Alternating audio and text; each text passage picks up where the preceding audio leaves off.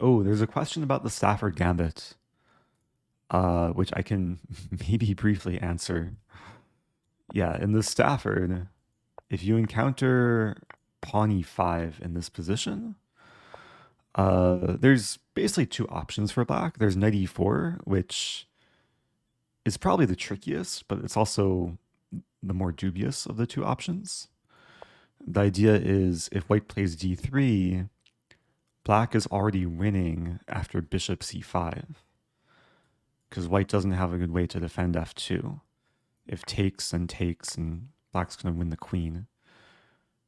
King e2, bishop g4. So I usually like to play knight e4 against lower rated players. Against higher rated players, a lot of players will play d4 here, and this is considered to be quite good for white. Hello from Detroit.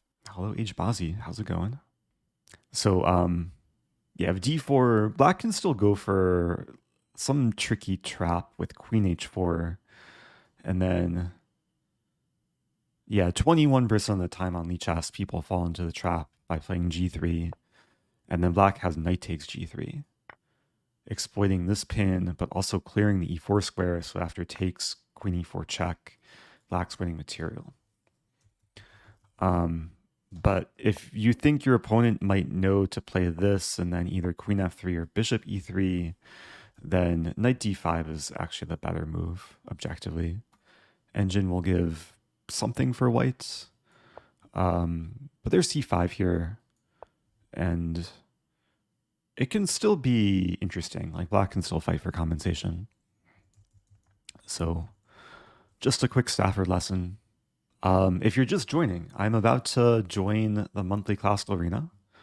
This is a 6-hour long tournament. There's less than 2 hours left. I have not played classical chess in a long time, like over the board or online. So, yeah, let's just hop in. Okay, first game. Playing this person. I'll probably mix up the openings a little bit today, starting with e4.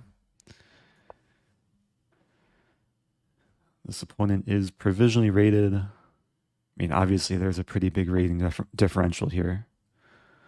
Are we going to see a Stafford Gambit? As I just showed? No, we see a normal Petrov. Bro thinks he's Fabiano Caruana. Playing the Petrov. So if takes, okay, there's a few moves. There's knight c3, there's d4. Are there any other moves here?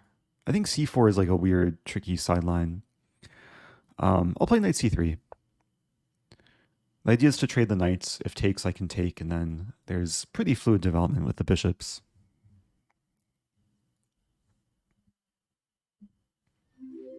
Welcome back to Billy Mays. Her. Good luck, Eric.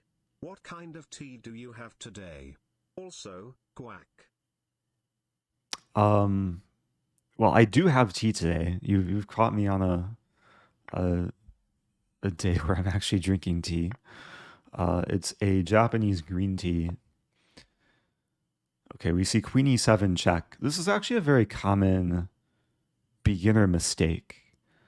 It's not the most severe of mistakes, maybe a beginner inaccuracy.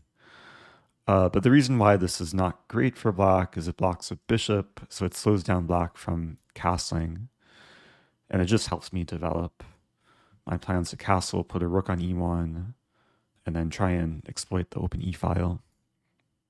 Yeah, I actually have a different way of brewing tea today. Maybe not brewing tea, but serving tea. Is I made a large quantity in this thermos, and it keeps it pretty hot. And I'm drinking from a tiny mug. So the point is my tea will not really go down to room temperature because I can keep refilling. Okay, so knight d7. I mean, this is a sign that black's ready to castle queenside. I mean, I'll play rook e1. I'm not really hiding my intentions. I'm not actually sure if there's a big threat. Like, if I play bishop e5 to unleash the rook, there is bishop e6. But black plays knight e5. So this is going to lead to trades. The calculation is takes. And then, I mean, if black takes back on e5, I win the bishop. So takes, takes. I think I'll just win the pawn. I'll end up taking on e5. I'll be up a pawn. Yeah, I didn't really see anything better.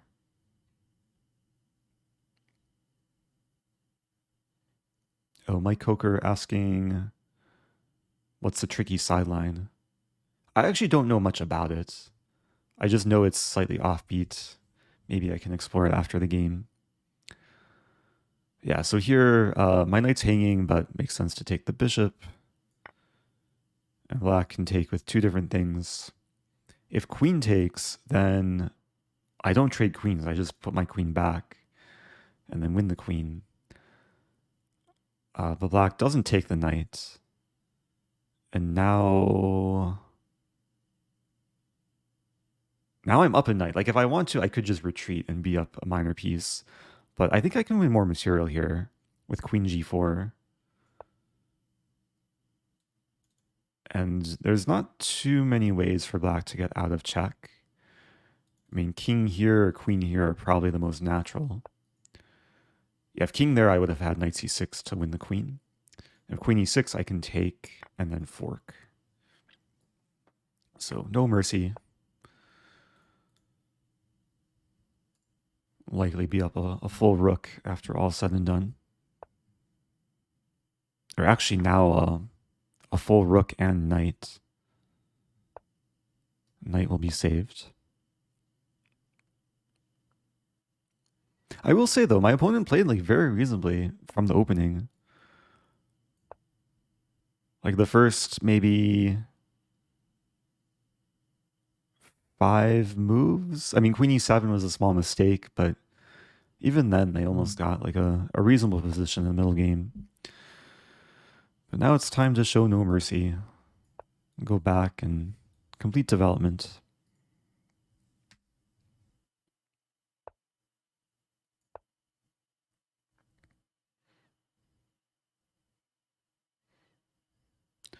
I mean, black's remaining setup is pretty solid, but I'm just up too much material. The strategy is probably to eventually look to play a pawn break to open a file and then invade black's position. Like maybe rook d1 and then go for c5.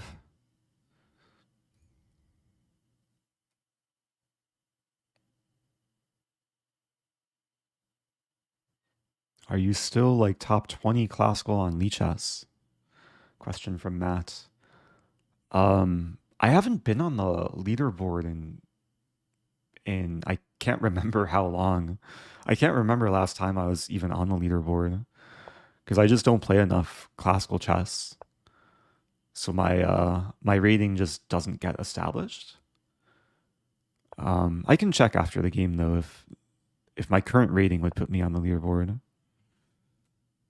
This would probably be like top 50. I mean, the thing is there's a lot of what's the best way to put this? There's not too many people who play enough classical chess to make the leaderboard. So, and there's a lot of like strong players who are probably better than me that won't show up on the leaderboard. Very different from Blitz or Bullet. I was checking yesterday with Rapid Chess, and on that leaderboard, I think I'm like top 30.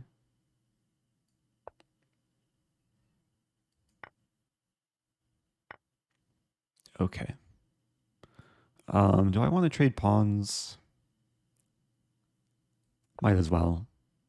If I get rid of this pawn, then my A pawn will be a pass pawn. And that's another strategy to win these sort of endgame situations. You make a pass pawn and start pushing it. Would denying handshake to Magnus because he's late for no reason be deemed disrespectful? I feel like that's a very specific question. It might depend on the context. If he's late to like a blitz game, then he's probably going to be focused on making his first move then rather than shaking hands. So, but if he wants to shake hands, I probably wouldn't deny it. Okay, I'll probably look to play b6 just to destabilize this pawn chain.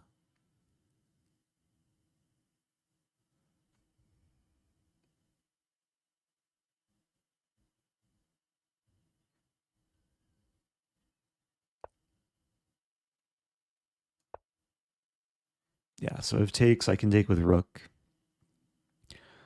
I have a feeling that I won't actually need to queen. Like with the rook and knight, I think that'll be enough to make a mating net. Of course, depending what black does.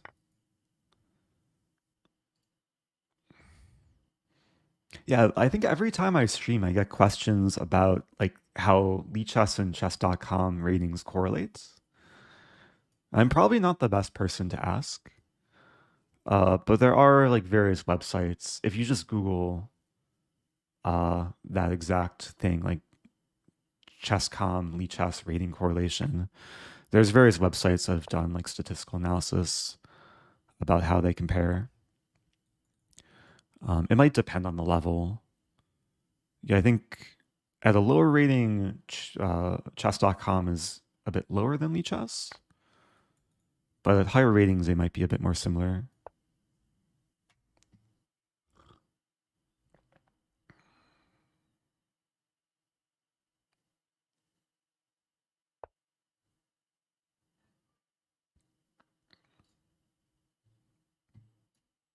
Oops. I tried allowing this link in chat, but when I allowed it, Nightbot just deletes it. Sorry about that. Yeah, there's a link for anyone that wants to investigate. Oh, there's a funny mating idea. So b4. If king here, it's mate in 2. Yes, now I play this. And rook 8 will be checkmate. The knight, the pawn, and the knight, and this pawn, they create a wall. King can't cross the wall. Okay. So maybe a few simple lessons to take away from this game. I mean, the recommendation is don't play queen e7 when you have a bishop on f8, even though it's tempting to give a check. Not all checks are productive moves. But yeah, for the first 5 moves, my opponent played like Carlsen and Caruana, basically. Like queen e7 has never been played before in the Masters database. And then here, yeah, maybe black is still okay. I mean, it's scary though. A queenside castling. I was going to calculate queen d4, but I'm not sure if this actually works because it takes, and then there's some issue with the pin. So, what to do? Oh, I was going to check the leaderboard. Oh, wow. Okay, so my rating went from 2442.82 to 2442.85. So I gained 0.03 points from that game. So inching closer to the level of Super Grandmaster, maybe. Now if I click this is a leaderboard. Yeah, if my rating were established, I'd be like almost top 10. I would be top 10, actually. But that might take a lot of games because I need a rating deviation below 75. And it's currently 98.5. 8.74. Okay, so let's keep going.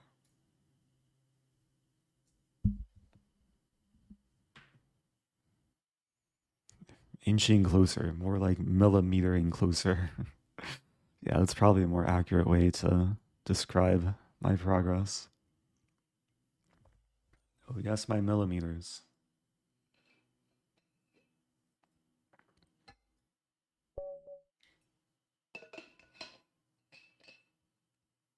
Okay. I probably won't gain too many points from this either, but maybe a few millimeters. Oh, my opponent does have like a decent rapid rating though, so... And they play more rapid chess. Okay, let's play a real opening. A Sicilian... I'll go for an accelerated dragon with g6.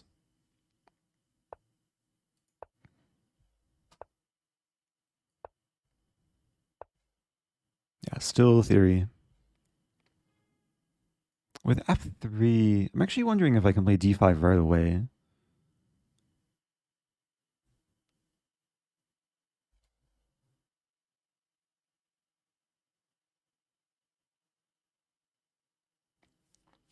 Usually the main line is bishop c4.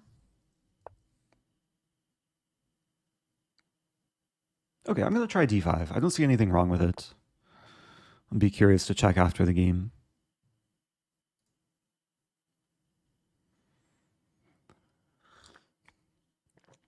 I have no plans to berserk this tournament. I'm not trying to win the tournament. Berserking would lose my increment too. So I'd rather just focus on instructive chess. Okay, so we're trading on d5. I mean, it's nice that the center is opening up because I have a lot of pressure. This is a very stereotypical dragon bishop. I think one reason it's called the dragon is because the bishop breathes fire on the long diagonal. If white takes here, I'll have a few options. I can take the queen, take the knight with the queen, or take the knight with the pawn. I think I would probably take with the queen and keep queens on the board.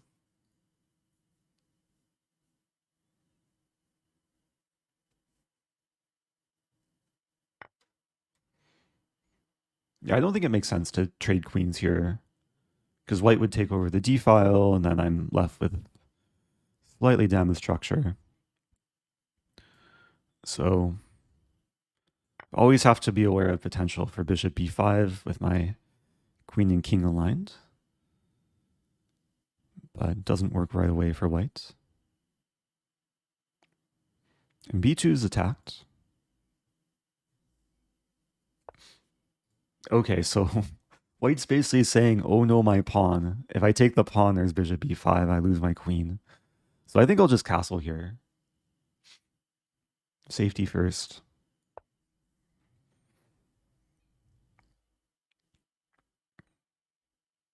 Now bishop b5, it attacks the queen, but it doesn't pin the queen. If it's played, then I probably play queen e6 to attack the bishop, and then I'm still attacking the pawn as well. So white obstructs my bishop, but now I can play rook d8.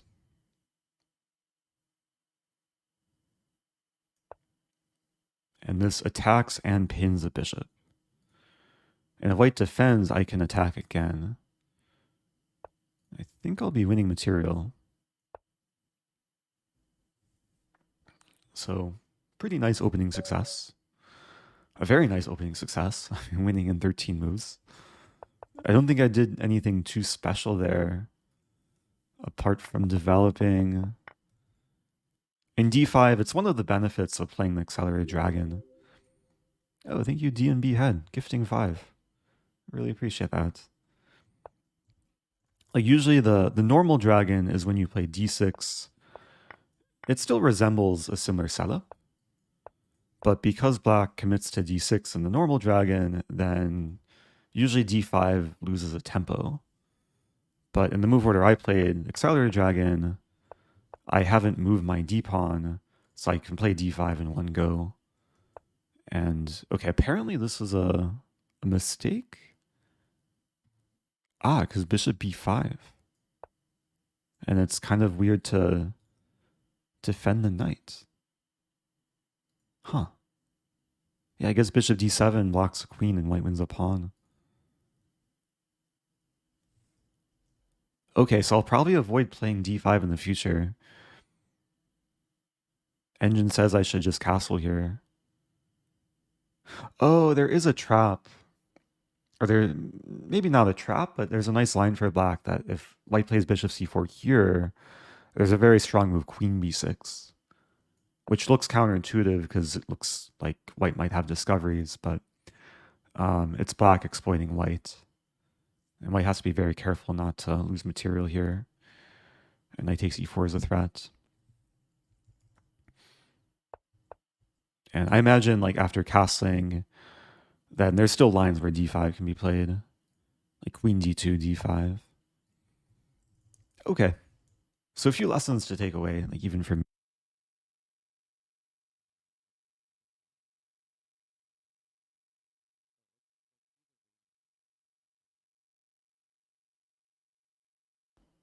Did I mute myself? Sorry about that. How long was I muted for? Sorry. I was just trying to figure out how many points I gained. I gained about 0.6 or so. 40 seconds I was muted for? Oops. My deepest apologies. Okay, let's move on. Top 800. Oh, playing Gary. Is this the same Gary who loves pizza? There's probably a lot of Garys out there who love pizza. All right, let's play in English, how about? It's my first opponent who has an established rating with no question mark. Oh, but does Gary Kasparov love pizza? Not sure. Okay, so there's a lot of moves here for black. There's symmetrical English. There's like King's Indian and Grunfeld. Move order. There's e5. There's d6. There's b6. With pawn e6, it's usually a sign that black wants to go for Nimzo Indian. The nice thing about playing this move order is e4 is possible. And this is basically its own opening. It's called the floor Mikenas variation or system. After bishop b4, I'm pretty sure e5 is just very good for white. Like usually black plays d5 here. Oh, good job to Choco. Beating a high-rated player. Nice to hear. Okay, I can take a few different ways. Almost certainly want to take the bishop, because if I take the knight, there's bishop takes f6. So, I mean, generally, you should take towards the center, but in this case, there's some merit in taking away from the center. Both moves are probably completely fine. 1, 2. Don't mind me, just counting the years. Oh, nice. Happy 2 years, free to try. Yeah, I take away from the center to accelerate development. The bishop gets to develop a bit quicker. But maybe if I took this way, there would be some bishop a3. So now the knight has to find a safe square. I mean, really, black has to choose between this or this.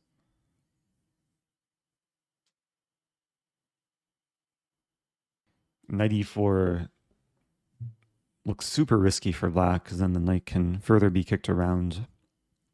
Like bishop d3. Or even queen g4 attacking the knight and the pawn. So knight g8 was probably the better move.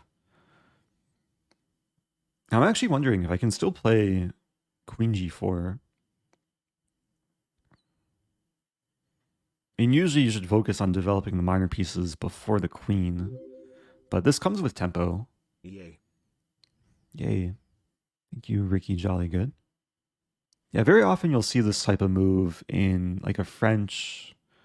There's a line in the London where you can play this too. Essentially, black has to make a concession either to play g6 and weaken the dark squares, or play king f8 and lose castling rights, or to lose the pawn and then maybe the rook as well. So I mean, maybe 97 is possible.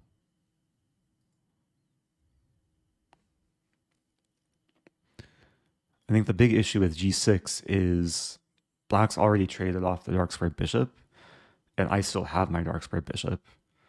So it would likely be paradise for the bishop and the dark squares.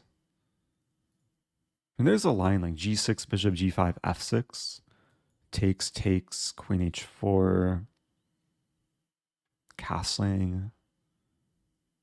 Maybe I'm not winning anything there. And it still looks good.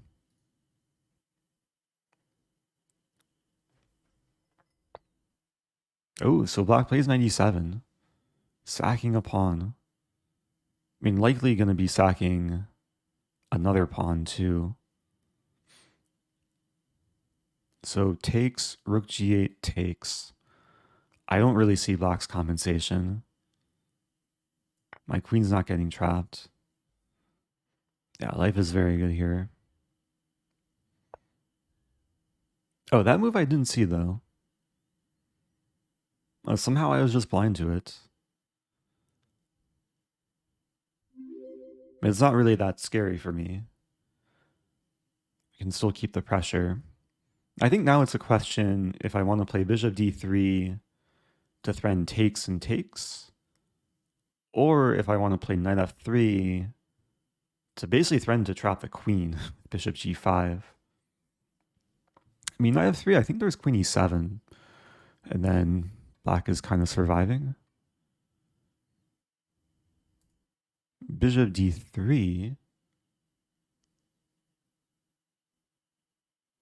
It's not easy to prevent the threat.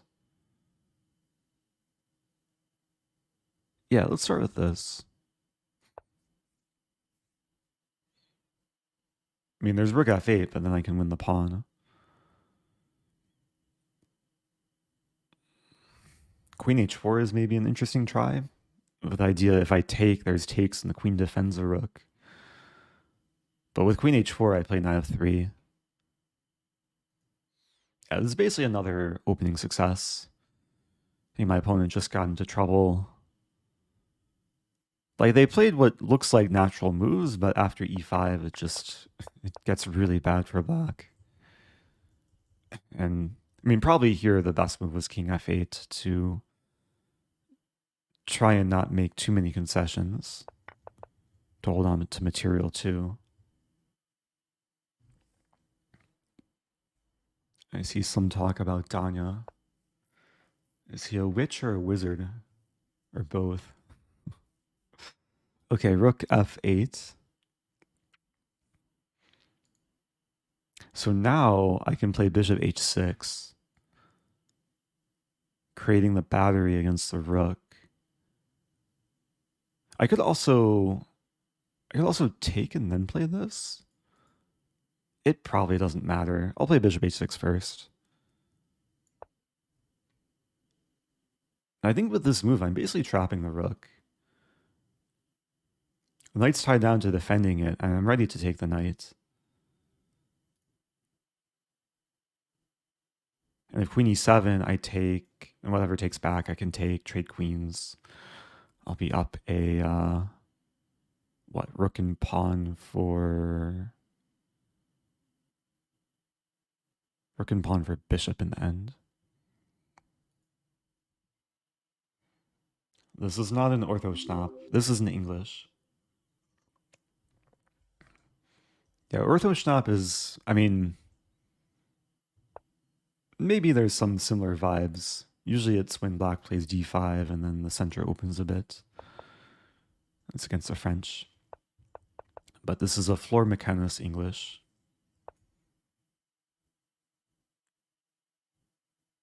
I started playing the English around the rating of like 2000 US rating. And floor mechanics was one of the like earliest lines I learned when I started playing English. Thank you, Lanku. Happy 16 months.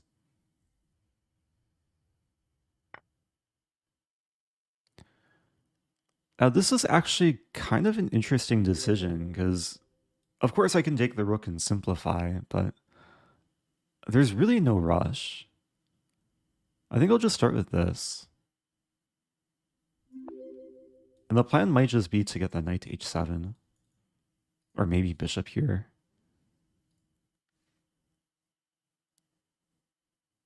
And this rook's not going anywhere. Thank you, Lapdog Millionaire. Happy 16 months. And Nessie Rax, the 6 months. Yeah, I think there's a pretty good chance this stream will go on YouTube. I mean, usually streams like this go to the extra channel. For those that don't know, I do have a few YouTube channels. Extra channels where I post longer streams. Streams like this, basically. Okay, so d5. I mean, the benefit of d5 is it prepares this to defend the rook.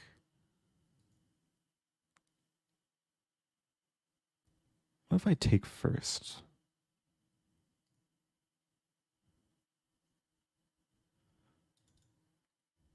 En passant. Pawn or queen takes. I'm going to take first.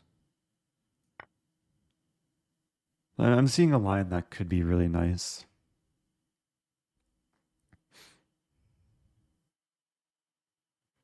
Of course, depending which way black recaptures. And whenever I want, I can still take the rook and simplify.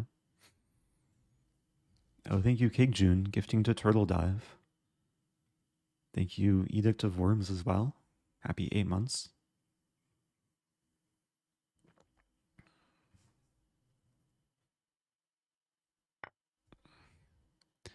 Yeah, I was thinking of queen takes and it'd be nice to get the d file and then either have mate potential on d8 or play the eventual rook takes d7 if knight takes d7 is played. But here, I mean, I might as well still go for this idea.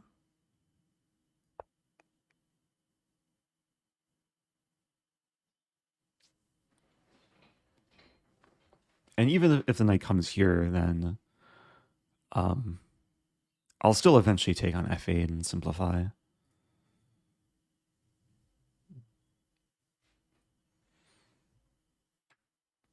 Any castle checks lately? There's a really funny game I played yesterday, which I'll probably upload as a standalone video on my main YouTube channel. But it did feature a castle check. It also featured, I mean, I was black. In the first 19 moves, I only moved pawns. And it wasn't drawback chess, it was just normal chess.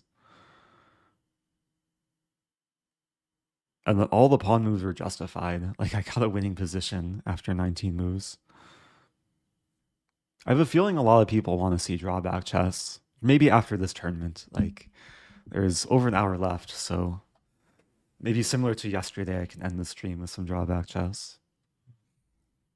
Yeah, it's a pretty sad position for black here. Like, there's so few active ideas. And if the knight goes here and I play this, then black's pretty stuck. Okay, maybe there's like f6, but then things would crumble further. So, yeah, my pieces are all up in black's crib. And this is really the only move. Otherwise, I'm going to win the full rook.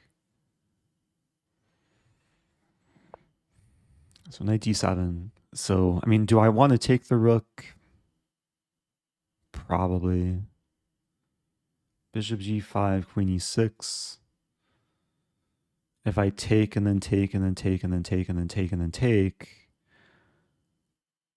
that's 7 pawns against 6 pawns, rook against bishop.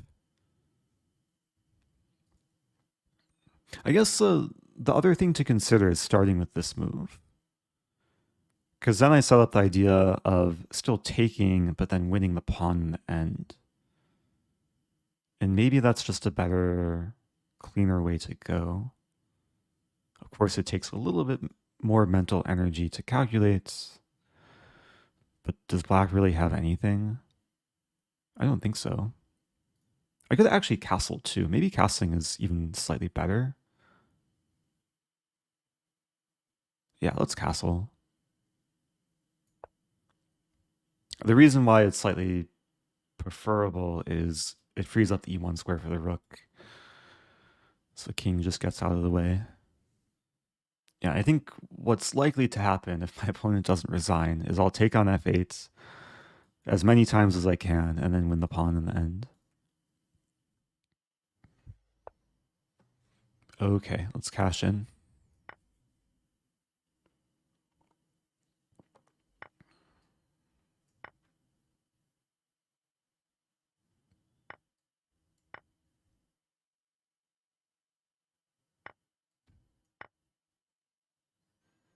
So now I'm up a rook and 2 pawns for a bishop. I could double up, but after bishop e6, I don't think I actually want my rooks both on the d file. So I'll just play rook d2. Probably get the rook to e8 and look to pawn break. Yeah, b3, defend c4.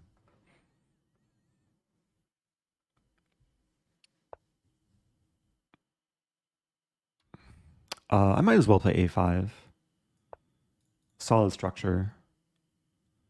The pawns on light squares actually restrict the bishop.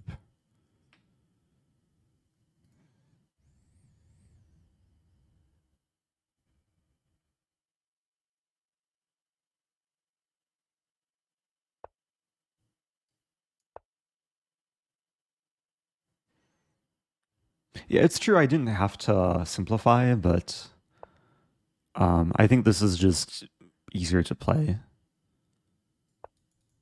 Hopefully we'll get the job done a bit quicker.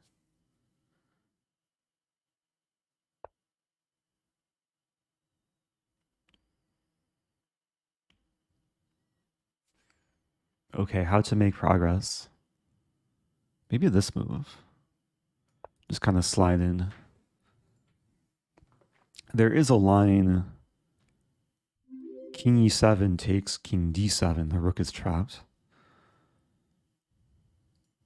Thank you, 926 Andy. Happy 37 months from South Dakota. I've never been to the Dakotas. Maybe someday I'll make the trip. Ooh, okay. Getting closer to a pawn cube. I mean, let's play this. I can't resist.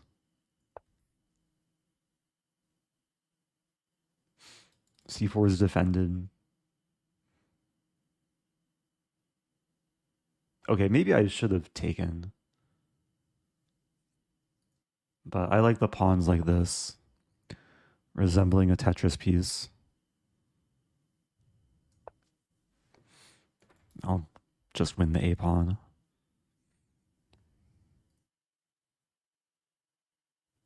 And black is like maybe dreaming of playing a2 and getting the bishop to b1. But the bishop's pinned, and I think there's really no time for black.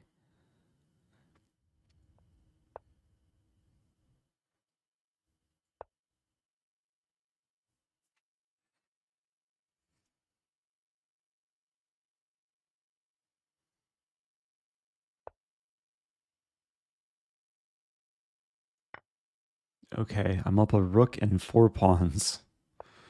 These are my 4 extra pawns. Black wants to invade. Okay.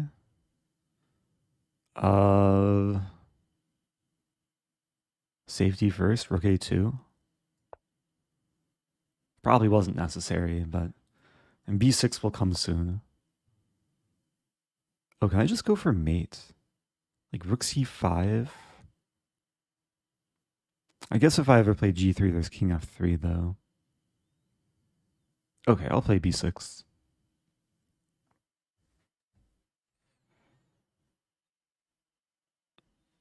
The time control, it says here, it's 20 minutes with a 10-second increment. So longer chess than usual.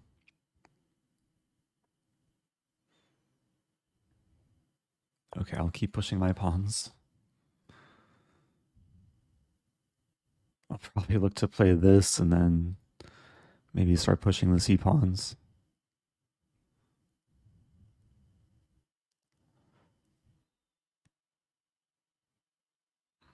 Thank you, pesky forks. Happy 10 months.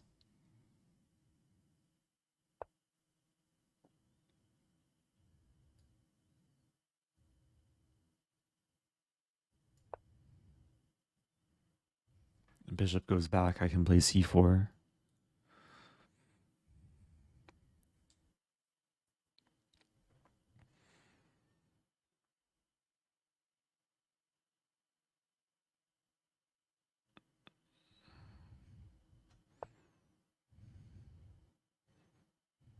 Okay.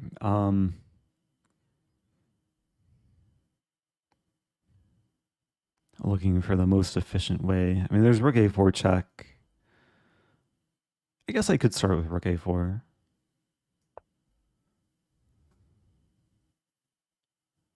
And then if bishop here, I play f3. e2, I take with check.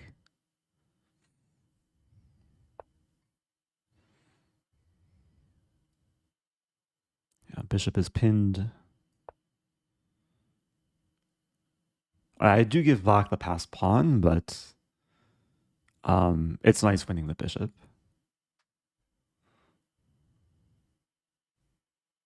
And maybe we'll see f5. Yeah. Okay, I'll take. e2, the worst case scenario, I go back.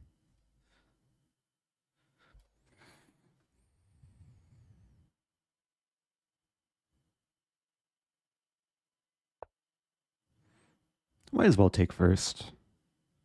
Deliver the check.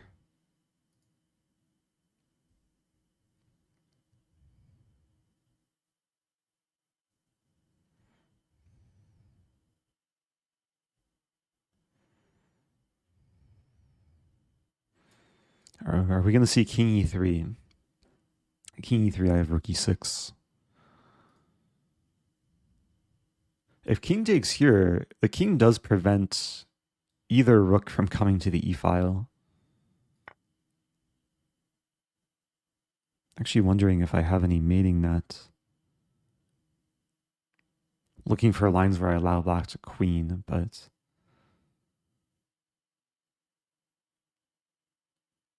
yeah, let's just be safe. Rook a1.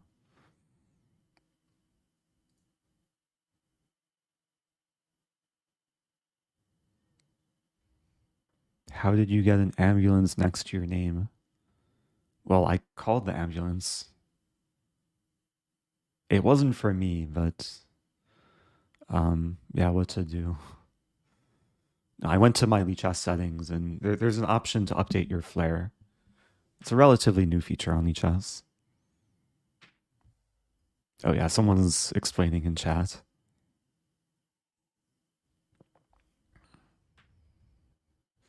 The opponent's calculating deeply here.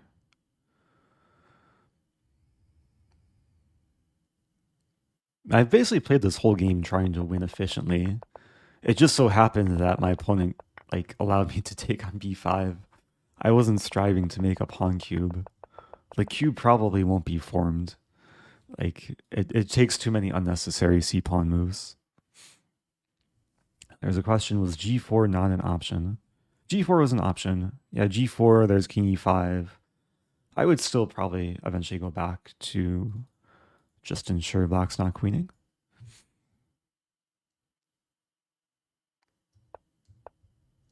Okay, rook e8. So I could play rook e1, I can play b7. I'll play b7. So black queens, I take and then queen. And the pawn on b5 is actually nice, because then rook b1 would not be a skewer. Now here I can play rook c8. Who is going to win the candidates? I think the better question is the candidates even going to happen? There is some tweet today that maybe put the whole event in question. Okay, let's take.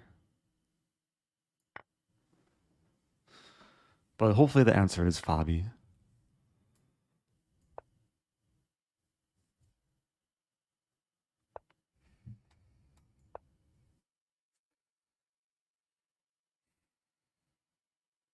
Oh, do people not look at Twitter? I deleted Twitter from my phone because it's like it's too much of a time waster. But then a friend sent me a screenshot of, I don't think it was a tweet, I think it was like a Facebook post, but it was also a tweet that there's some issues with players getting visas. And like FIDE seemed kind of, the fact that they're going public with it, like they were tweeting at the Canadian government.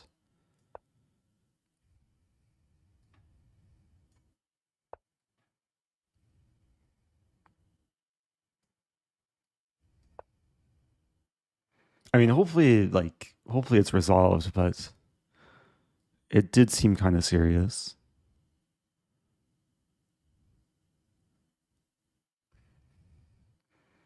Okay.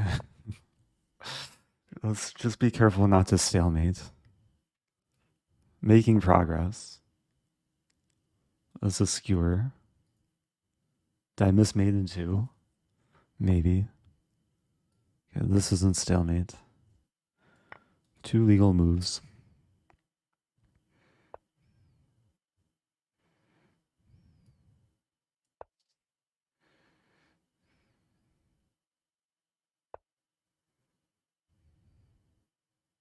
Do I have mate in 2 here?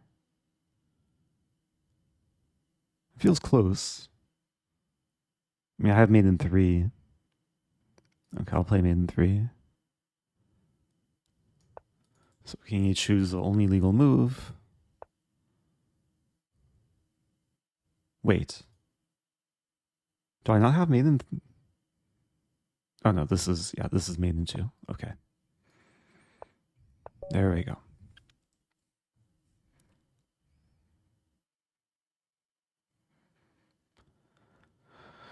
Okay. Hey, I gained 3 rating points. That's more than a millimeter.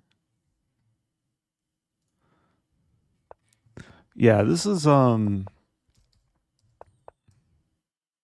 it's a nice opening, especially after bishop b4.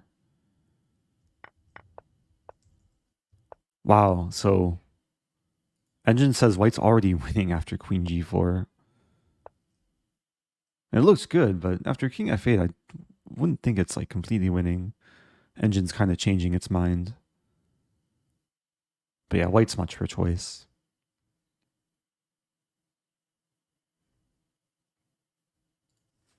Oh, there's a question towards the end about, was queen g3 made in 2?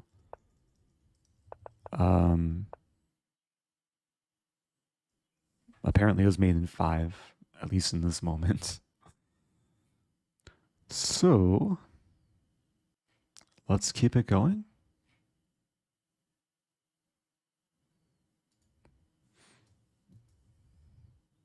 Okay, my rating deviation went down by about a point. 97.87. Waiting for next game to start. So I played 3 games so far. Oh, thank you, Gary. Gifting to carry control. Got Gary, got carry. Okay, playing Miss Blunder. Let's play chess. d4, d5. If c4, I'll go for Queen's Gambit declined. Maybe we'll see a Cambridge Springs. There's still a lot of different openings within the Queen's Gambit. This is a very early version of the Queen's Gambit declined exchange variation. It's playable. I'm playing f6.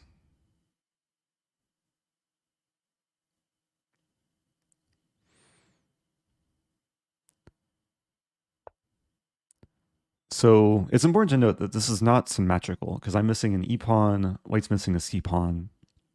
This is known as a Carlsbad structure.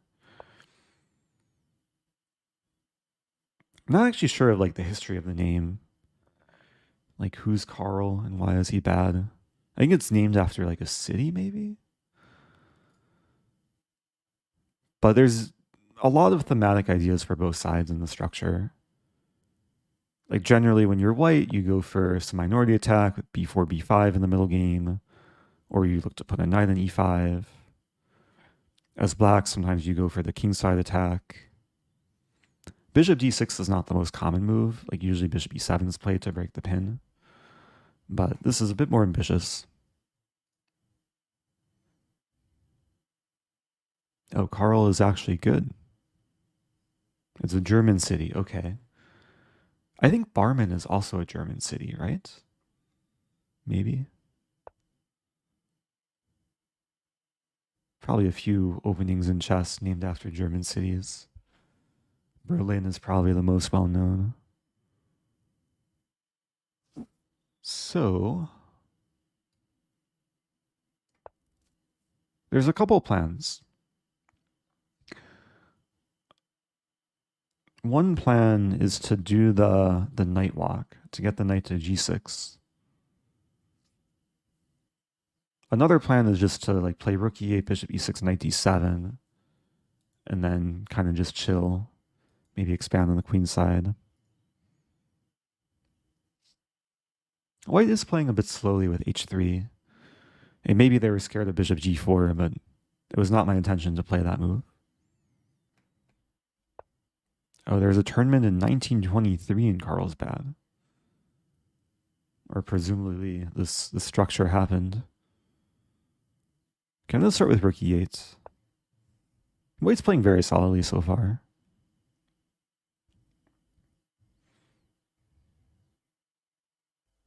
But yeah, h3 and bishop e2, I think it's kind of a mix of being slow and passive. Like usually the bishop should be on d3, or it's a bit more active. Very common for white to make the queen bishop battery. Eric, how are you today? Hey, it's Pam. I'm doing well. How are you? Happy 41 months.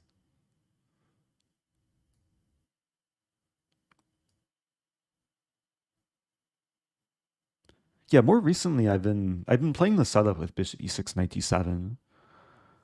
But I think in this case, like the bishop doesn't really serve a great purpose on e6.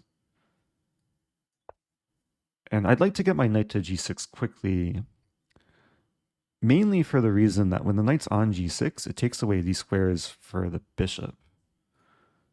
So assuming I get my knight here, I can play h6. And once the bishop is kicked, if it retreats, I would take with the knight. Otherwise, it takes here. In both cases, I'll get the bishop pair and get rid of white's dark squared bishop. And probably what's most likely to happen is, like, I do get the knight here. I play h6. White will take. I'll take. I'll activate the queen, and then I'll have some nice attacking potential with both bishops, the knight, and the queen aimed at white's kingside. Hey, it's W. Grafe. Shout out to William Grafe. Appreciate the raid.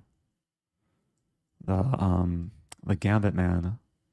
Yeah, if you're just joining, I'm playing very much of a non-Gambit. A very positional, kind of steady opening so far. Okay, now we're basically in the early middle game. But sometimes when you play like non-Gambits, you can still be aggressive. I still want to attack. So white's basically completed development. It has all the minor pieces developed.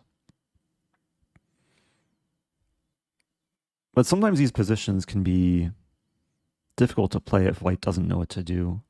The a3 is a useful move in preparing the minority attack.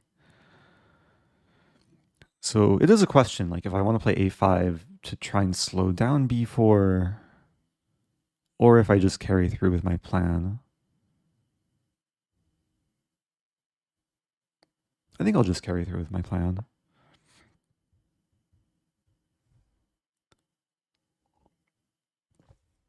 Oh, there was a question earlier about whether e4 was a threat. E4 is controlled by the pawn and rook, so even if my knight's pinned, there'd still be enough things controlling e4. And even in cases where white has a bishop here and queen here and plays e4, usually black can respond by taking, and if knight takes, there's bishop e7. So that's still very fine for black.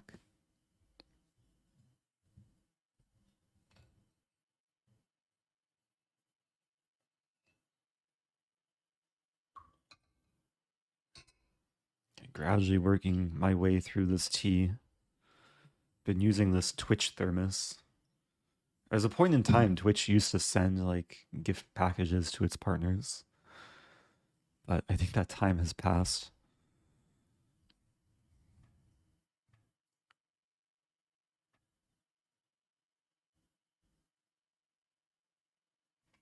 Oh, wait a minute. I was back a few moves. This is not the current position. So white plays knight h4. That's actually kind of interesting. Not an idea I've seen before. So if I take, then takes, and the bishop's just chilling. I'm wondering if I can play h6 here, like anyway. Because if white takes on g6, I can take on g5. And knight is kind of stuck there. And if bishop takes, takes, takes, takes, it also looks quite good. Yeah, I think I'll just play h6. The plan doesn't really change.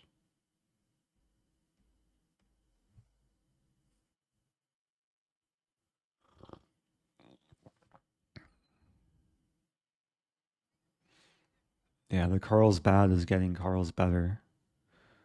Soon to be Carls good.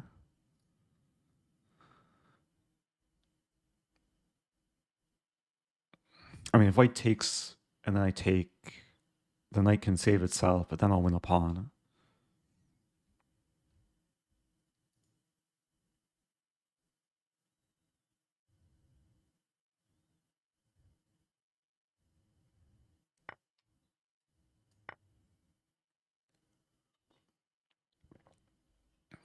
Yeah, now the knight's attacked twice.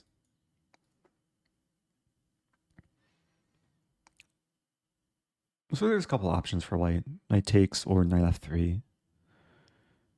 I think after both moves, I'll be pretty happy. Have a lot of attacking potential.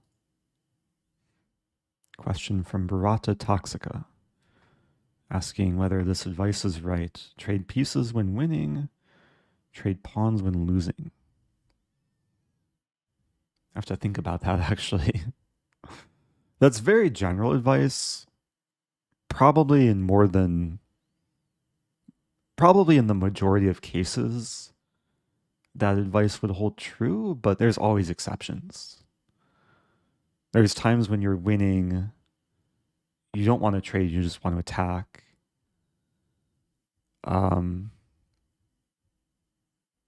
Yeah, sometimes when you're losing, especially like later in the end game, if you trade pawns, then it can sometimes be harder for the winning side to actually win. Bishop g4, wow.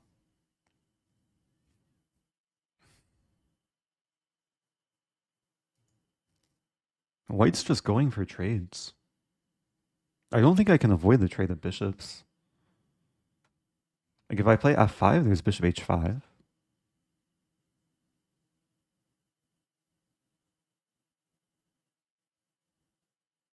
Or if I take and then take, I might not even be better here. The position looked nice, but yeah, bishop g4 is a good move. So what to do? Maybe bishop e6 takes and then rook takes. At least I improve the rook a little bit. There's also bishop f5, but after takes queen g4. Yeah, I think I'd rather play bishop e6.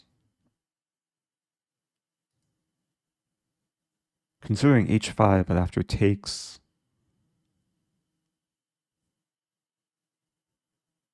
Don't think I get enough compensation.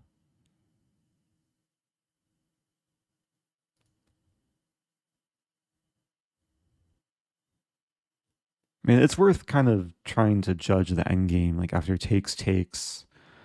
If we trade queens, but white's double pawns aren't really that weak. Like it's hard to attack g4. If anything, white might be like for choice there. So yeah, I think I will go for this. And if takes, at least I'm like lifting the rook. The first step of lifting the rook. I was just thinking about the line takes, queen g4, queen c2, threatening the pawn and preparing rook g6. Try and attack on the g file. It could be interesting. Another person asking about Drawback Chess. Yeah, I mentioned earlier that I'll probably end up playing a few games after this tournament. There's 41 minutes left of the tournament. So stay tuned. I see Pam trying to use a donate command. Do we have a donate command?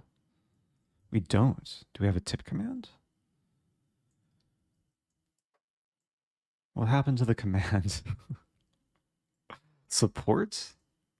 There we go. Okay, I guess it's support. So white plays f4, trying to fork me. The drawback of f4, it leaves e3 as a backwards pawn, which is already aligned by the rook. It's not defended. And now I think I can take and win a pawn. I think this is the first blunder of the game for my opponent.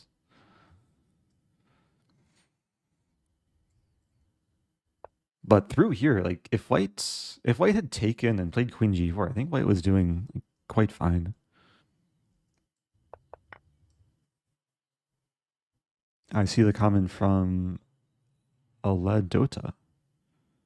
Hi Eric, I upranked from 800 to 1400 from watching your YouTube videos. Oh, that's great to hear. I hope you can keep it up.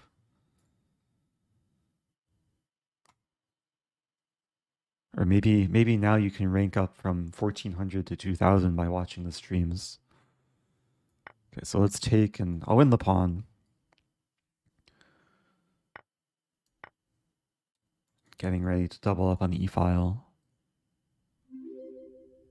These pawns can be targets now. Oh, thank you, Aladota. I'm not sure if I'm pronouncing this name right, but I appreciate the first time sub. There's a question, how can we play with you? Well, I'm playing in the tournament right now, so I guess if you want the chance to get matched with me, you can join the tournament. But there's a few thousand players in the tournament, so you kind of just have to be lucky and patient.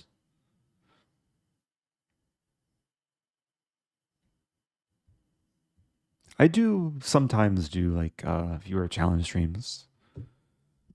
Haven't done one in a few weeks, so probably due for one.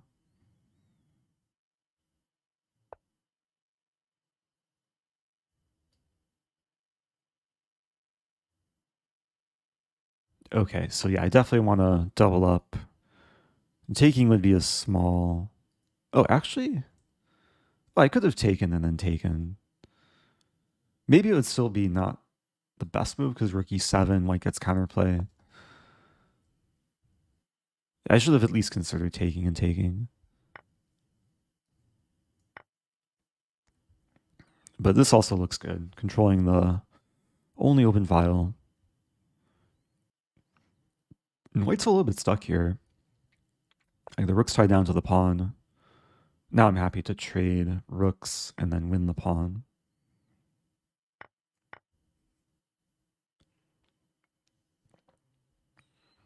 I'm threatening this now. I might even be having ideas of this. Like if king f2, I guess bishop c1, there's knight d1. Not quite winning anything. So now I'll take a moment here because bishop e3, king g2, and maybe g5. White's actually like pretty stuck there. I think I'll go for this. Sometimes I have to be careful. Like, I leave my bishop here and white gets to play f4, king f3. The bishop's not getting trapped, but yeah, now I think I'll play this. Wait a minute. Or maybe I'll play this.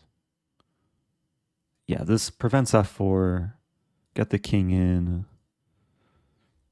And the eventual plan is to get the king up, play f5 and h5, and hopefully make a pass around the king side.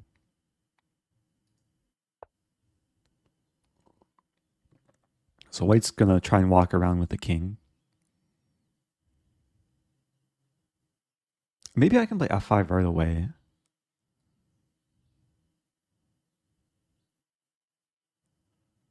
The idea being if white takes, then I can start pushing the h-pawn.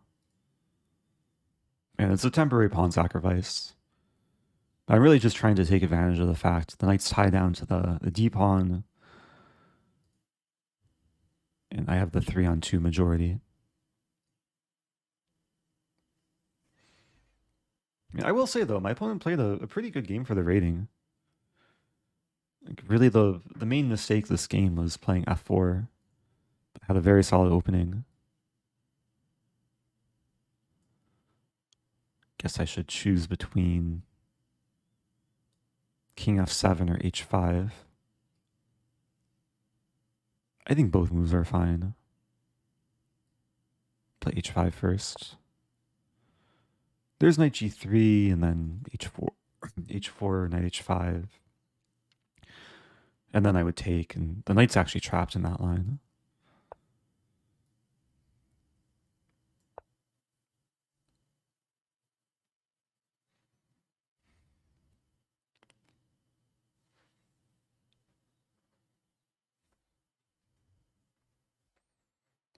Bear with me, just getting a message.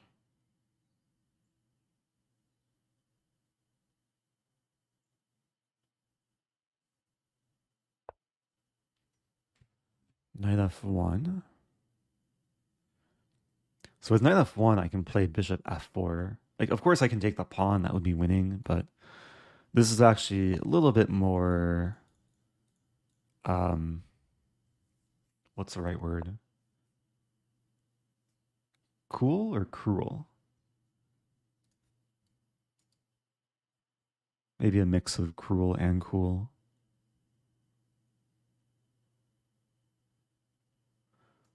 So whenever the knight moves, I just take it, and then we simplify into a king pawn ending.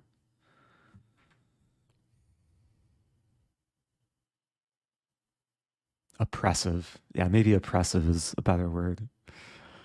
Bishop being a dictator to the knight.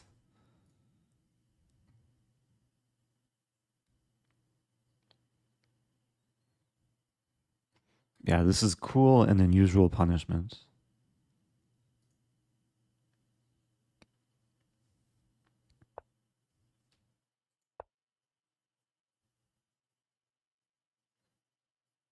It's a very important concept to look for in endgames when you have a bishop versus knight, or vice versa. The pieces can very often restrict each other.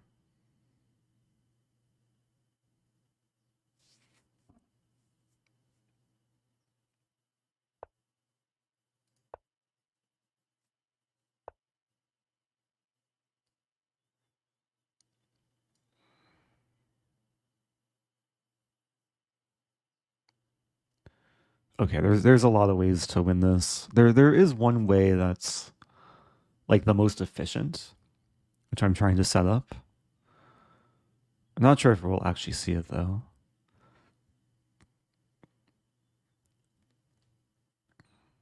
It would start if white plays b4.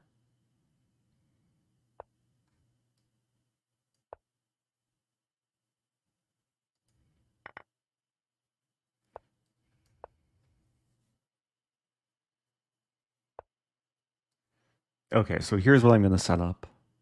I put the pawn on a4. So if white ever moves a b pawn, I'll take on b3. And if white just stays kind of in the corner, okay, well, here I don't get to show it, but I'll show an analysis board. The most efficient way to win is like this. You basically, quote unquote, stalemate the white king, but it's not stalemate because the pawn can move. When the pawn moves, in this case, we en passant. Again, it's not stalemate, and then, yeah, we queen with mate. So hopefully that makes sense. Pretty smooth game. I mean, I'm guessing the eval is like close to equal after bishop g4. Engine slightly prefers black. Okay, I found the best move. f4 was really the main blunder. So I'm wondering, like, if white took, I was going to take and then queen g4. So queen c2 would have been playable. Or queen h7. Okay.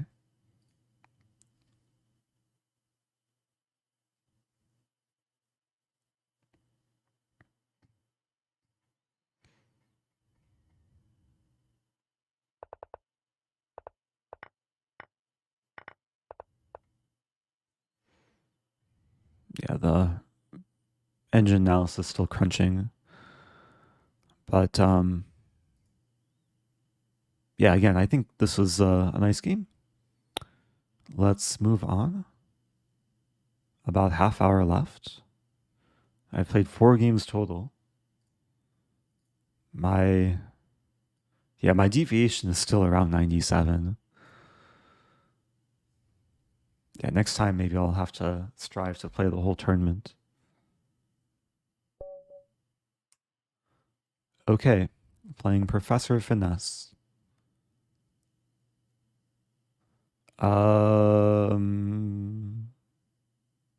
Debating what to play. Let's play a Scandi. Stafford is a little bit too dubious for classical. Scandi has some aggressive nature to it. With pawn e5, this is a welcome sight. And there's 2 moves here. There's bishop f5 or pawn c5, which are considered to be good. I'll play pawn c5 first. Essentially restricting d4. Or at least trying to discourage d4, but my opponent is not so discouraged. So I'll take it. And if queen takes, I can play knight c6. Bishop b5, okay. This is new territory for me. White's playing this pretty quickly. I'm a bit curious about this line, queen a5 check. White would have to play knight c3 to save the bishop. I could take the bishop, and then knight takes, and then take, and then I get forked, and then here I lose the rook, but then I fork, and then I win the rook. I think that's too much of a mess to go into. So there's simpler options. There's bishop f5 and e6.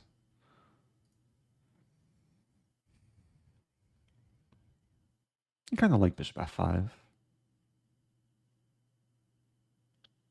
Your knight's pinned, but it's hard for white to actually like pressure so much. I prepare rook c8 just to reinforce.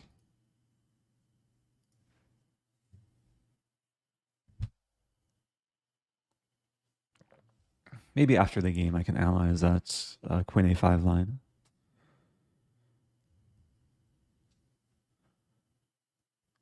It's one of those things that just was not necessary.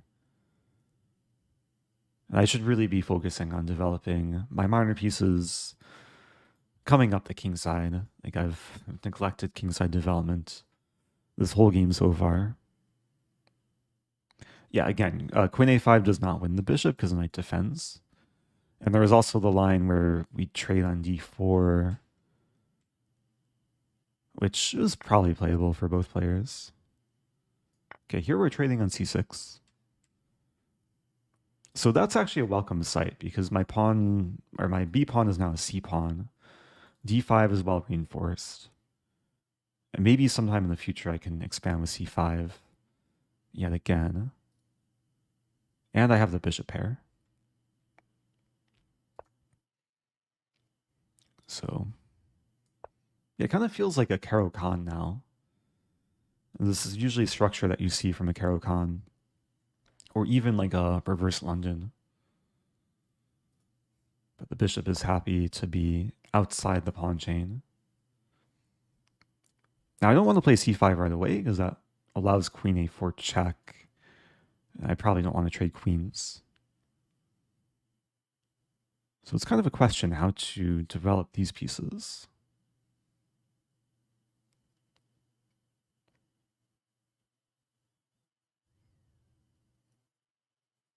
I mean, f6 is a move that comes to mind to try and get rid of the pawn.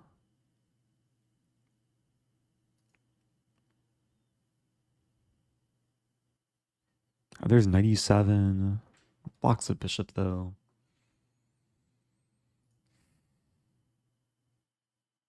Yeah, the main difference between this and like a London or reverse London is with the pawn on e5, I'm a bit more restricted than usual.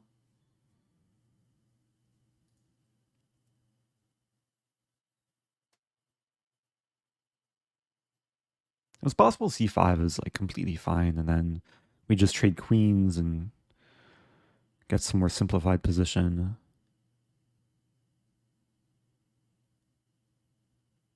I'm also considering queen b6 here, which basically sets up bishop c5. And then if takes, I take, the a file opens. My pawns are kind of reunited. That's actually a pretty good version of the queen trade. The only issue I see with that is knight d4 in the end, hitting the bishop and my undefended c-pawn. So, yeah, maybe I don't want to go for that right away.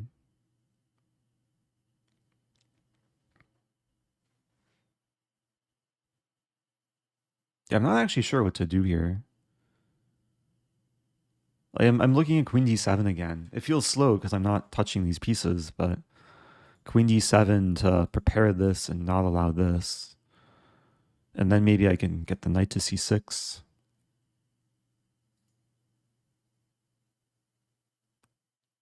Okay, I'll go for this. Definitely not the first move that came to mind. But there's a plan.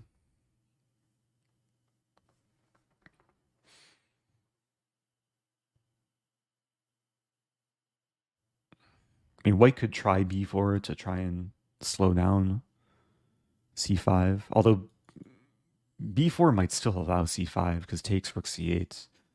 And maybe in that case it's stronger for black. I can try and address like the opening questions after the game. There were questions about earlier. Thank you, it's Shia time. Soon I can drink. Yeah, you're 20 months in. Have to get to 21. Probably 21 years, right? Or is it 21 months? Hey, it's Irene. Thanks to @GCAC1729 for my sub gift. Oh yes, your sub gift. Entering month 7. Nice. So queen a4. White beat me to the chase. I wanted to play c5 to prevent queen a4. But white's playing queen a4 to perhaps discourage c5. I could still play c5, trade queens, and we'll have a positional game. I have a feeling that's what I'll end up going for. Because white's now trying to get in knight d4. So if I play like some knight move, I guess it does defend the c-pawn.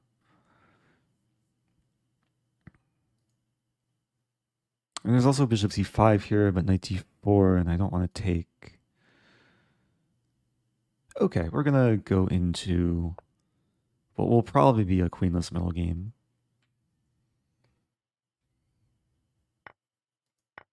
But I don't mind this. I mean, I have nice space. I have the bishop pair. It's still a question how to develop. Knight e7. Yeah, knight e7. I have knight g5. I have bishop g6. I just want to get the knight to attack the pawn. Long term, maybe I go for knight c6, h6, g5, bishop g7, and try and win the pawn.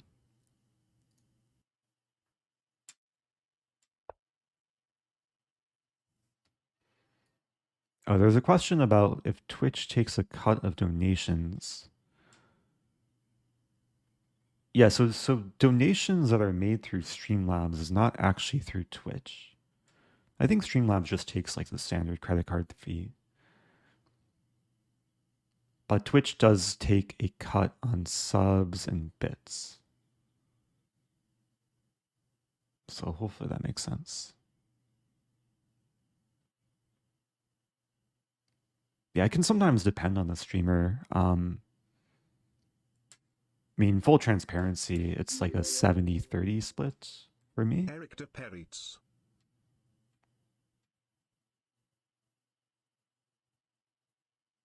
Which I think is the same case on YouTube too with memberships, which I don't have enabled. Maybe someday if I live stream on YouTube. Okay, so rook b8. Rook b8 looks nice. Hitting b2.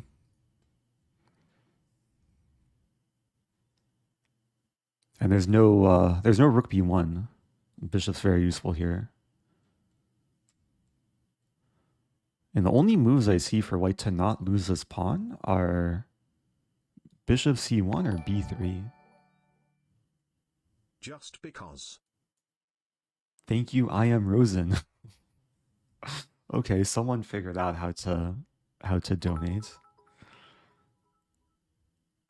Yeah, when you donate, you can like choose what name you want to have show up. So thank you. Maybe that's my non-evil twin. What's the opposite of evil? Generous twin. Also, thank you, AKD, cheering some bits.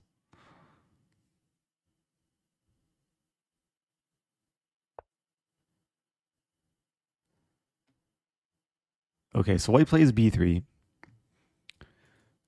So the rook can't take the b pawn. I do have c4 to unleash the bishop, hit the knight, which is not defended. But then there's some stuff to calculate. Let's calculate. c4. Attack the pawn, attack the knight. If white plays b4, I play a5. And I'm attacking the pawn 4 times when I pawn my knight, my bishop, and my rook. White could play b5 there, but then I win the knight, I lose my knight, I win the pawn. I'll be up a pawn. There's knight d4 in the end, though.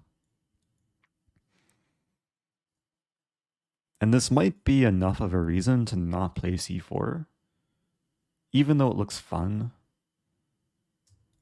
to torment this knight, I'm giving away a really important center square.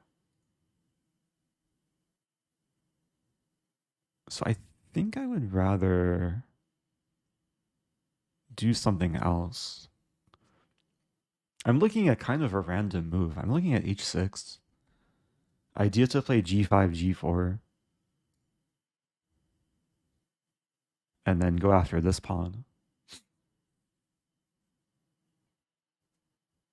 I kind of like this move. Maybe it's a little bit too slow. Maybe it's not like objectively the best move, but I think it's logical. It doesn't really change so much in the position. Non-committal.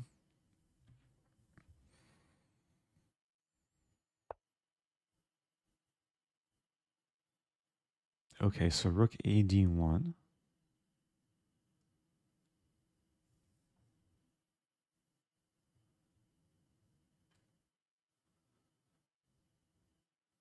Okay, I'm going to play G5. Yeah, to clarify, it was not me who just gave myself $50. um, usually when you donate, you can put whatever name you want. You don't have to be like logged into your Twitch account. Um, I'm not sure if that was. I don't want to speculate, but yeah, big thanks to whoever gave the support.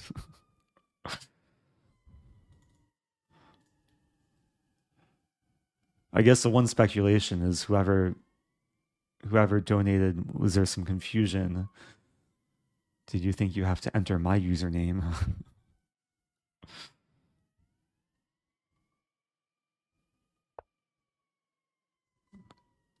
Okay, so white's playing rook d2. Your ambulance is in the distance. Usually when ambulances like are loud outside the window, chat can't hear them because there's some noise filter. But they're pretty loud. So now I have the option to play pawn g4 to chase the knight away and then try and win the pawn. It's not so clear though, because g4, knight h4, and then I can't really take right away because white takes here, I take and then take.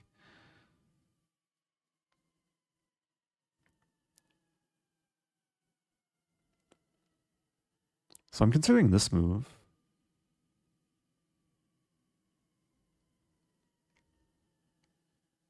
Let's go for this move.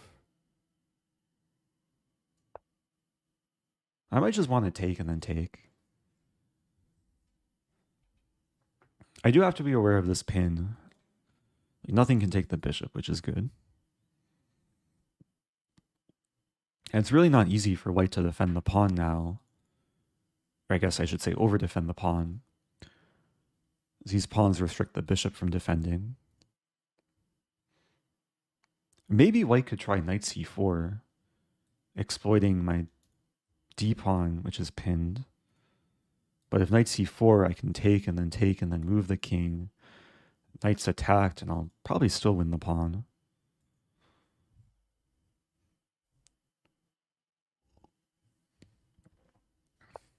Oh, it was Pam. Okay. Well, thank you, Pam. I believe you. um, thanks so much. Yeah, because I saw you trying to use the command earlier. Yeah, sometimes it's not the most intuitive process.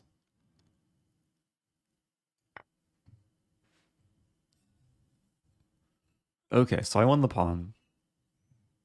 I don't even have to worry about bishop f4 here. G5 prevents any potential pin.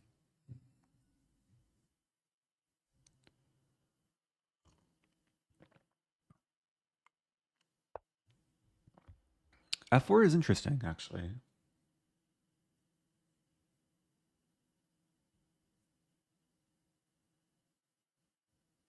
I have to be careful, because if I take and then take, not only do I have to worry about this diagonal, but there's also this file and f7 undefended.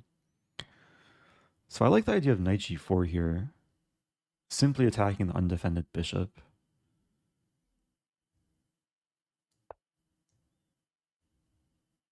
Leaving the tension between the pawns.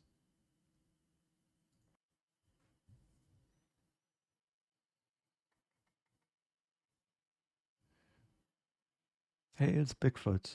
Shout out to Bigfoot, one of the OGs of chess Twitch.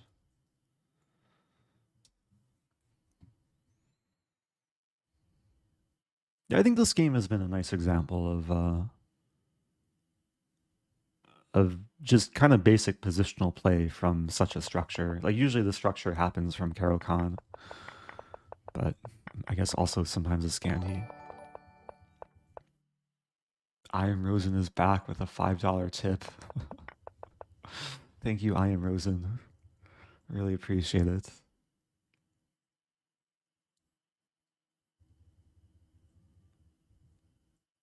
So knight c2. Well, knight c2 makes sense. So defending the bishop, and these knights are superfluous. So if I remove this knight comes in. I'm looking for tactics here. Like there's takes or c4 or takes.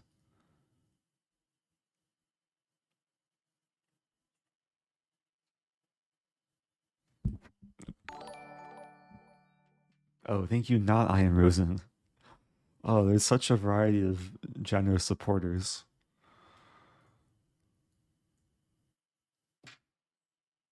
Yeah, there's two types of people in this world. I am Rosen and not I am Rosen. Okay, so if I take and then take and then take and then take and then f5. That looks nice. Let's just go for this. I'm not really winning any material with the sequence, but it's a nice kind of positional transformation. The f file opens for white, but then my pawns will smile. They support the bishop.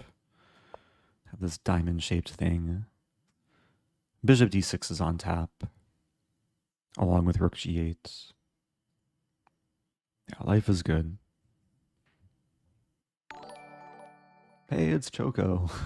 This will be in place of my Twitch Prime sub smile. Cheers. Oh, thanks so much, Love Choco. everything you do. I really appreciate that. That's really kind. Do I enjoy a cold glass of milk? I can't actually remember last time I've bought like normal milk. I've been buying recently almond milk and oat milk. Ooh, tricky move. So if I take the knight, then white takes a bishop because the d pawn is pinned. But I can play bishop d6 here, which simultaneously breaks the pin and attacks a rook. Knight is still attacked. I mean, there is knight f6, but then I have king e7. Oh, it's maybe I am Rosen. So maybe there's 3 types of people in the world. Or 4 if we include Choco. New people keep spawning. Thank you, maybe I am Rosen. Yeah, a few days ago I was making chia pudding. It was actually like very easy to make. I made it with almond milk. You just combine the almond milk and the chia seeds. Have to get the proportions down. And let it sit in the fridge. And it turns into pudding. Have it with fruits. It was pretty good. I'm not lactose intolerant. I just feel like the non-milk options are slightly healthier. Not sure though. Do I like boba? Oh, like bubble tea.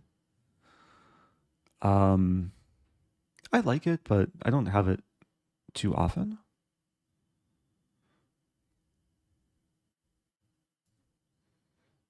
There is like a bubble tea place that opened in St. Louis near the chess club. And whenever I go in, the owner recognizes me.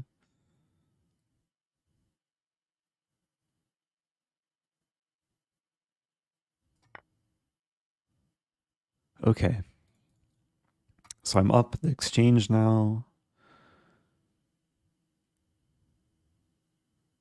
Life is pretty good.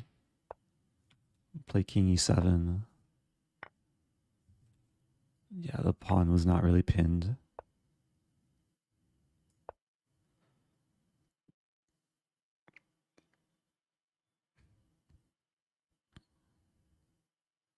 Trying to set up some kind of like bishop takes h2.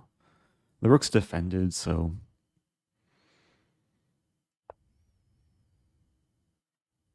yeah, what's my plan? Can I not defend the pawn?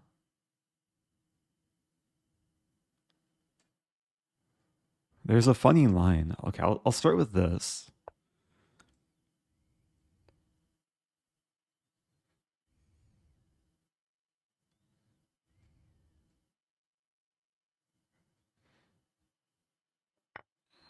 And maybe bishop f4.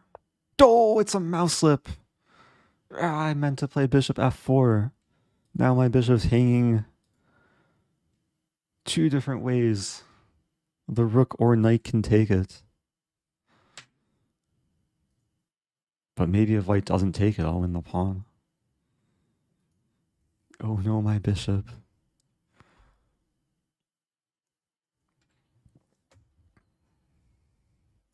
Also, I think this is going to be the last game of the tournament. Might not even count for the tournament. Thank you, Anonymous, gifting to Cafe Matt. Opponent taking their sweet time. Is it a trap? Is it not a trap? Or is it maybe a trap? Yeah, I think white is spotting the fact that if the bishop's taken, it's mate. I was hoping they would play h3 to try and make Luft, but not actually make Luft. Okay, now I'll take the pawn. Life will go on. Still have the extra rook.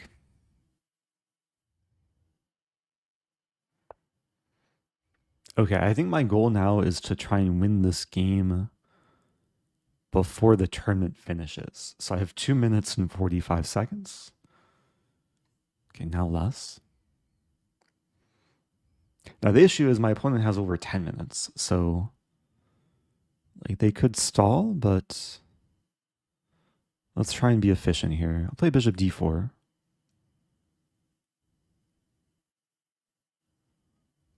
Gradually trying to create some kind of mating net.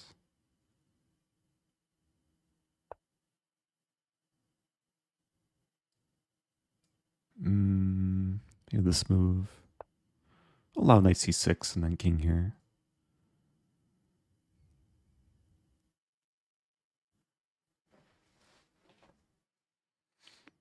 Or maybe what I want to do... Okay, if knight takes a7, maybe I play bishop g1. And then rook g8 and set up some mates. Okay, well now I don't have a bishop, but I have two connected passed pawns in the center. Going after h2.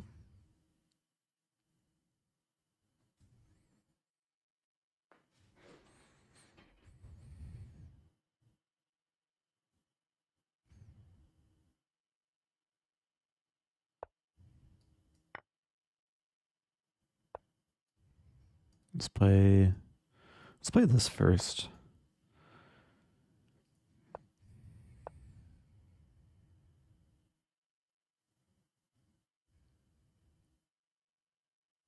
Getting closer.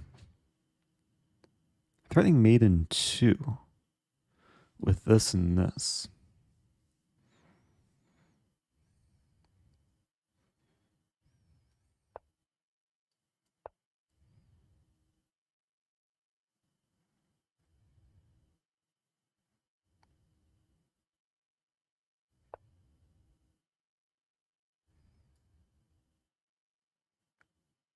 Hmm.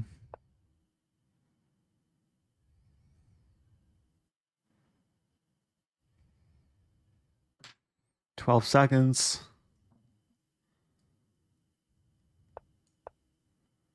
6 seconds. Yes, it counts for the tournament. Okay. Got my pawn mates too. It didn't really count for anything. Maybe it counts for the tournament standings a little bit. I gained a rating point. Back to tournament. Yeah, it would have been more intense if I was actually like fighting for top spots. But finished 230. So all the games I played counted for the tournament. It was a nice positional grind down. of this game.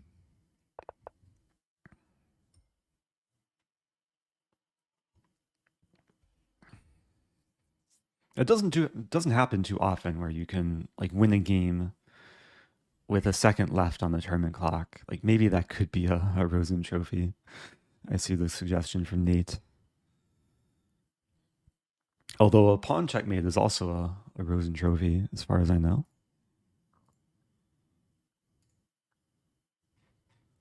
So I made one mistake this game.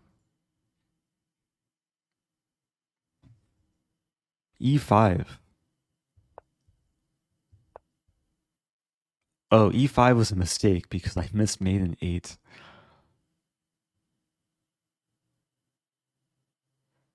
I also missed mate in 20 with H5. Apparently rook HF2 was mate in 9. I don't think this move deserves a question mark, though. It led to a nice, efficient mate.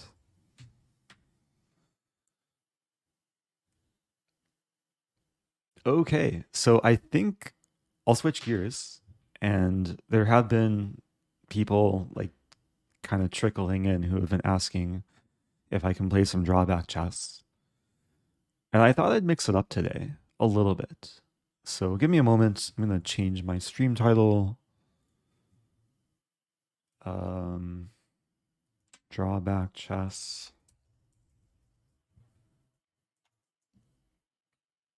I feel like I've been playing drawback chess like almost every stream for the last week, maybe.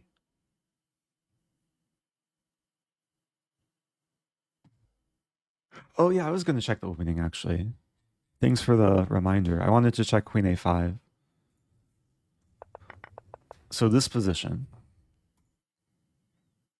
it's happened, wow, 161,000 times on Lichess. And yeah, queen a5, it's like the most forcing, most kind of interesting looking move. But after knight c3, the engine's not so impressed. Like I was calculating takes, and then takes, and then takes. Ah, so knight c7 is not good for white. Presumably because... Oh yeah, black is just up a minor piece here. And if this knight gets trapped, I mean, this knight is also getting trapped. So after takes, white can take back, and I have the bishop pair, but it's nothing really so special. So I played bishop f5, and then I guess I want to see what I should have done here. Engine like c5 best. Queen d7 was still fine. Okay. So yeah, I think it was pretty clean overall. Oh, I see my opponent is in the chat. Yeah, I guess the first tip I can give is in the opening, when you're playing this as white and you encounter the Scandi, e5 is probably already like a slight mistake because it just allows black to get some nice space on the queen side. So generally I recommend taking. And then later...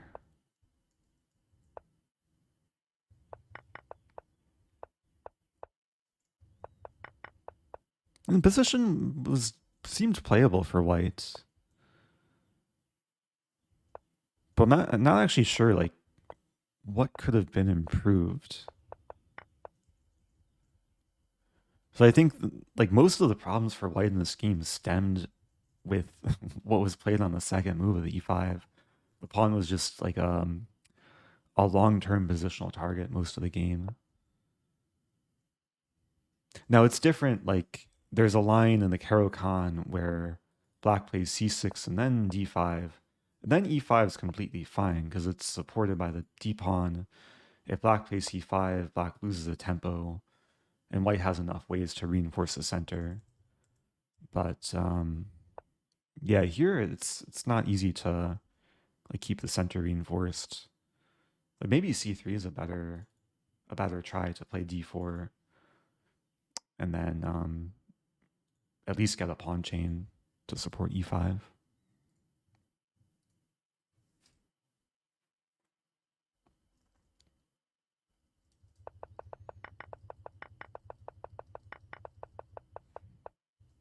But yeah, later on,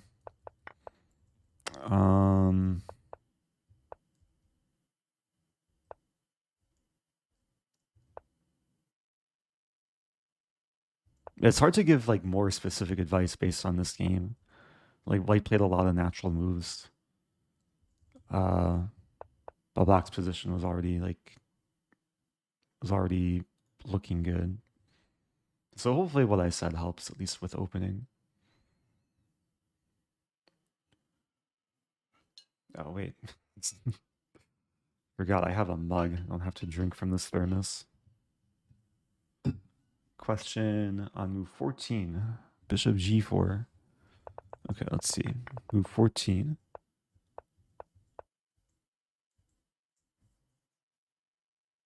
This is from AP Carries.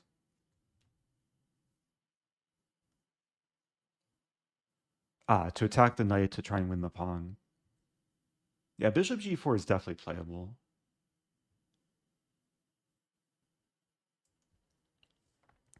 I'm not sure if there's anything I was like so scared of here. Like maybe the reason I didn't go for this was knight g5, and then it gets a little bit weird. Like if I take the pawn, there's bishop f4. So yeah, maybe it's fine. Like there's bishop h5, but then there's g4. I just didn't want my bishop to kind of get stuck in no man's land.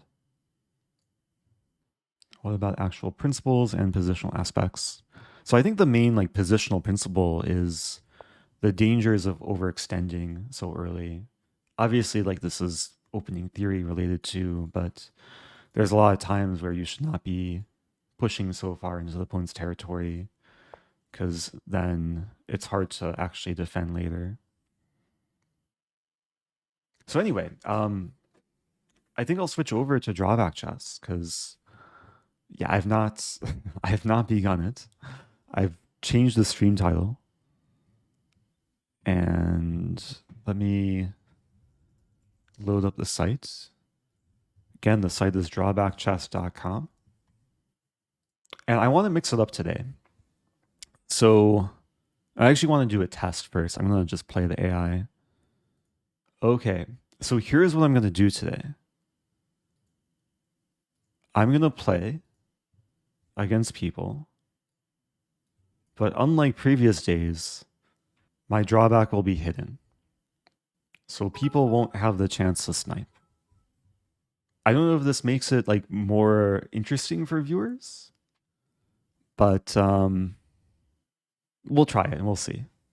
So maybe people can like try and guess my drawback. Now I am curious, like when I hide the drawback, there's no way to actually hide the squares that are highlighted on the board. So there might still be some possible sniping. Also, thanks so much to how do I say your name? Fassel Ansatz for the 1200 bits. I appreciate that. Okay, so let's go back to the home page. So again, if you haven't seen this before, it's a new chess variant, drawbackchess.com. When you start a game, both players have a drawback, which is hidden to the opponent. And now it's hidden to everyone watching too. So I'm reading my drawback. Oh dear. Okay, this one... Oh, this one's a little bit weird. Let's play e6. I feel like this one is going to be easy for people to guess.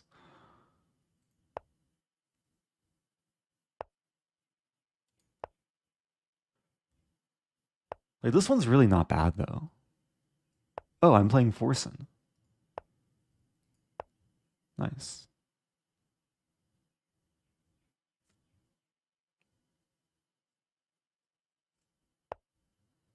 So I do want to make an effort to try and get a sense of my opponent's drawback as well. I mean, I have kind of a A slightly questionable kingside.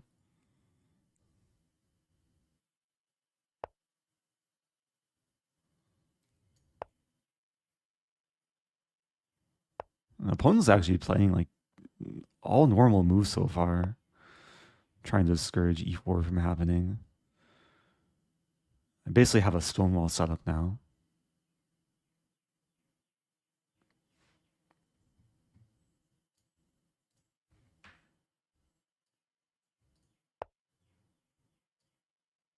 If I play this, there's knight g5. So I think I'll play h6 first.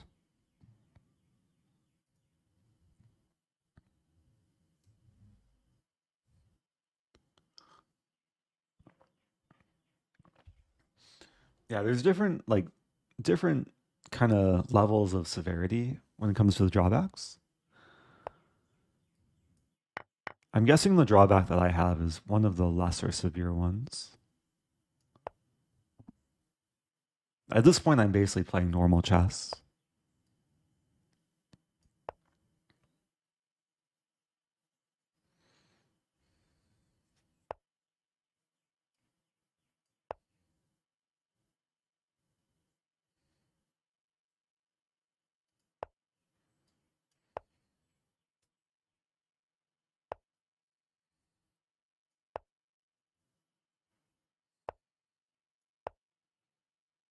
I wonder like how much of drawback chess is luck. Like, of course, you could get hit with like a really difficult drawback. I think still in most cases there's a lot of skill involved in terms of like coping with whatever drawback you have.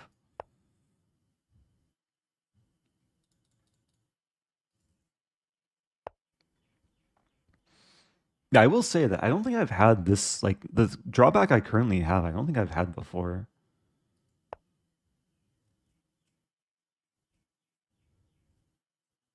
Also, I'm playing a player who's like clearly decent at chess, and they're super solid. I wouldn't be surprised if they're like normal whatever ratings are 2000 plus.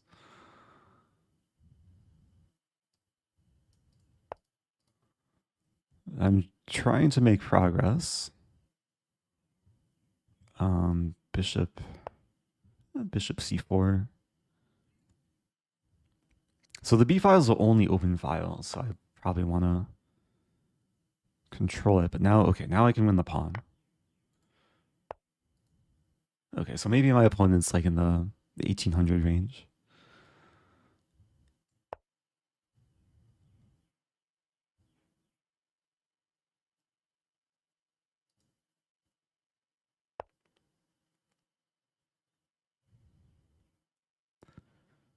Okay, now it's time to double up. I'm actually looking at chat if anyone has guessed my drawback. I don't think anyone's like guessed it specifically.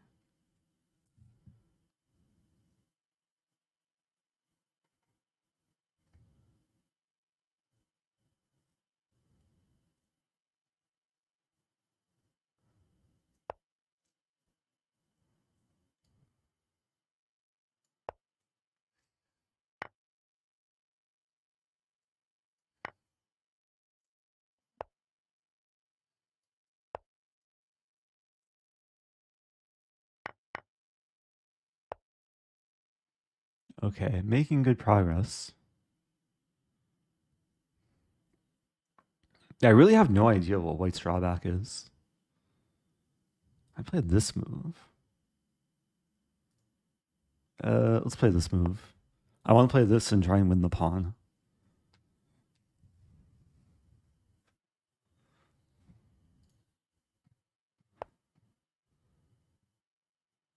That's a move.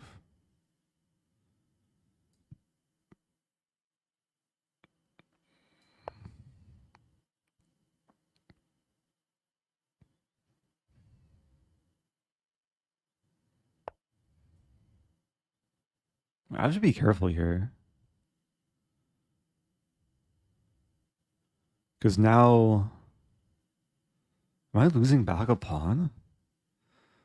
Oops. I bishop d3. I think bishop d3 is okay. So if takes, I take. If takes, I think I have queen a6. Queen d2 takes, takes, takes. Some confusion.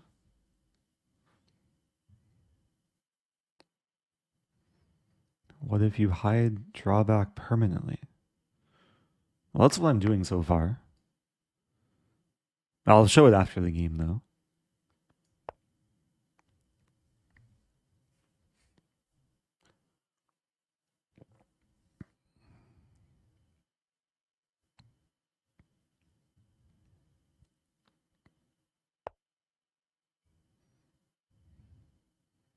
Okay, so again, if I take the knight, I lose my bishop.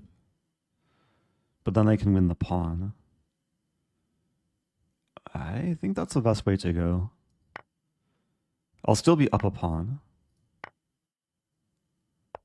I mean, do I want to play a5?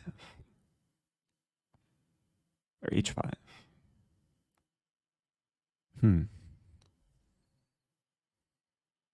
Probably. Yeah, because then I secure the g4 square, potentially for the knight later. It's still not easy.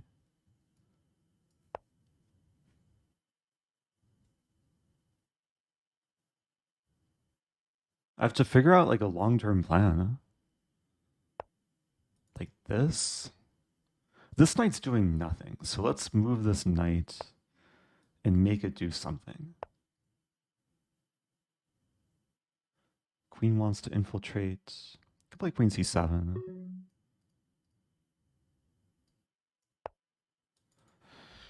Maybe knight b6 coming next. Okay, knight's doing something now.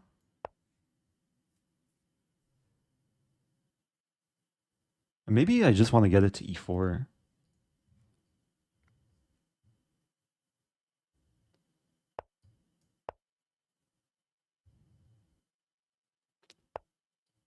There we go. Hitting the bishop, pawn, other pawn. White's still holding on. So maybe this move. All my pawns are in light squares. Queen a7. I could also play queen c5. No, let's play queen c5. We'll trade into the endgame. Can play this. Threatening to take and then take. Take here. It still takes work though.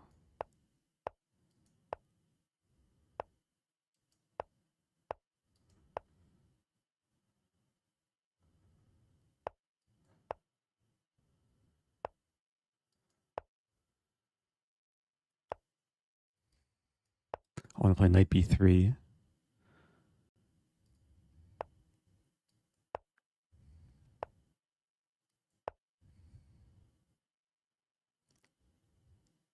Does this work? g4 take. It might be playable.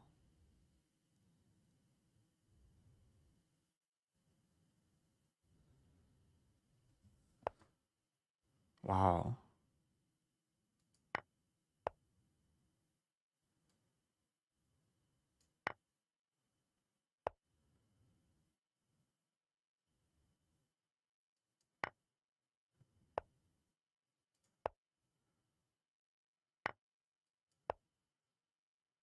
What's happening here?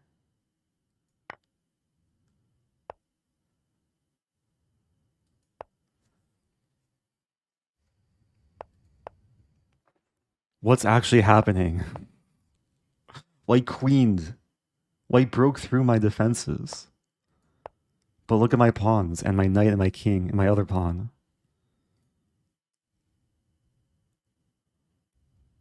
Wow. Maybe it's still winning. I'm threatening d2 now. Queen h7 pins a pawn? Oh, that's a move. But I have this move. Ooh.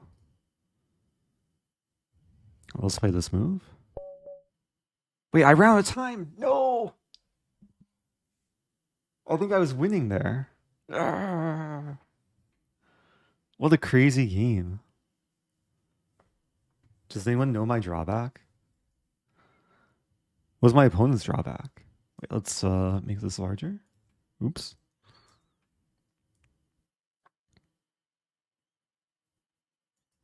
This is my drawback, by the way.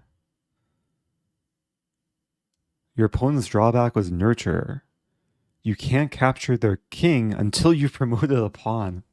Ah, they promoted a pawn. Oh. That's actually not the worst drawback. They can just kind of play normal chess. I had the bomb cloud drawback. I had to move my king. I could only move my king and pawns when my king's on the back rank. That's so tragic, though, to have run out of time there. Like, I was about to... What was I about to play? I was about to play this, but I would hang the pawn with check. So I played g3, but didn't register in time. The calculation was this and then this. And then this pawn's going to maybe queen. It's still a weird position, though. Yeah, and white found this kind of cool breakthrough. It's possible white had it earlier, too, with... Yeah, with this whole g4 concept. Okay, well, that was the first game. I'm 0 out of 1. I prevented stream sniping, but it didn't help. Wonder, actually...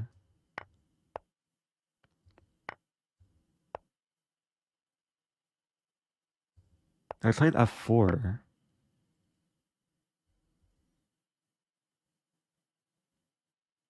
I'm looking for other ways. Like, maybe I could have played g3? g3? h7? g2?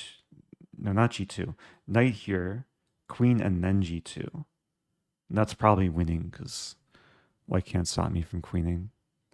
I had no time. What to do? So, okay, that was easy enough.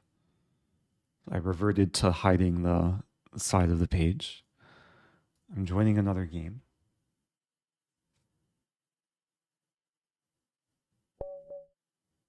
Okay. Oh no. Oh, this is gonna be rough. Oy, oy, oy, oy, oy. Okay.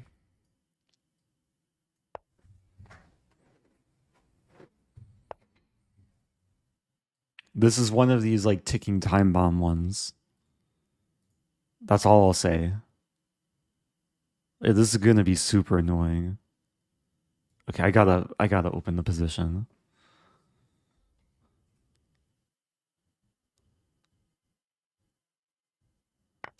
I haven't seen this one before too. Okay, this is a weird one. Okay, we're playing in Danish. At some point, my moves will stop making sense if you don't know what my drawback is. uh...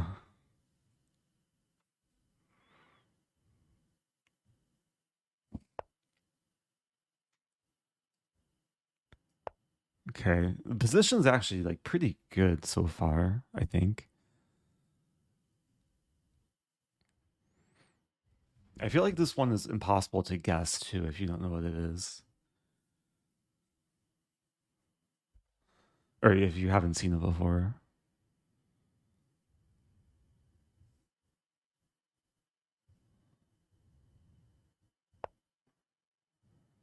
Yeah, d5 is a good move. What am I doing? So take.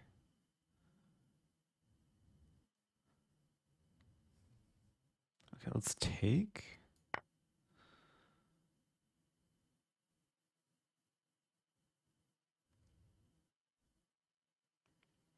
D5 was a very good move.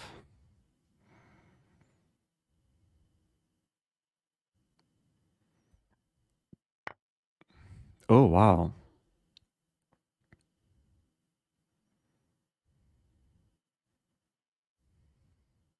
That's actually really annoying. Oh, this is messing with me.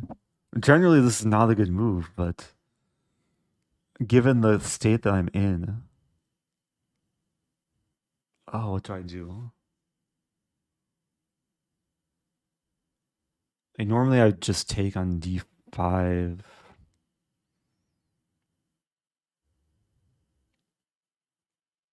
Yeah, I think I take on d5. Hey. Is there any other option though?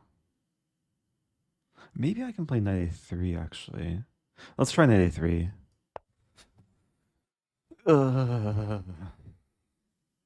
My predicament will make sense later.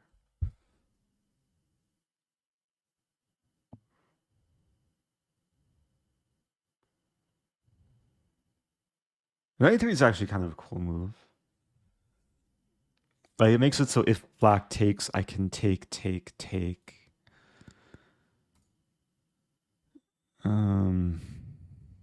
I'm not feeling great though. Even though it looks like difficult for black. Yeah, the delayed sodium attack. Or 9 moves in. Played knight a3 on move 9.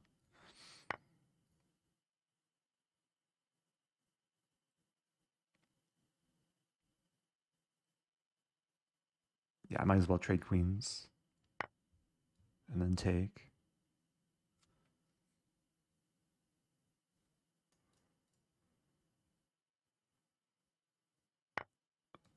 I wonder why my opponent spent so much time there to recapture. Okay.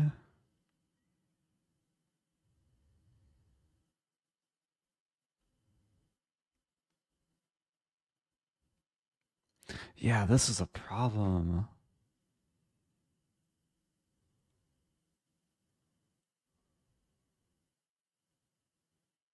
I have to calculate.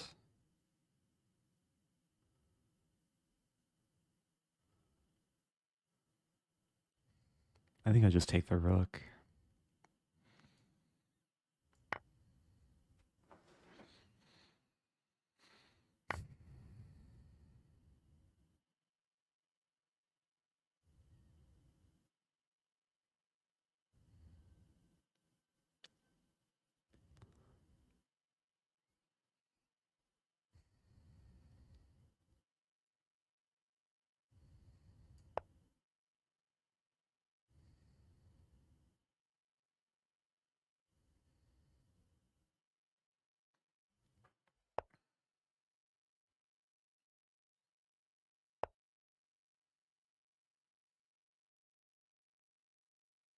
I'm not going to feel good about this. So we're on move 14. My the thing that I have to do is on move 15. uh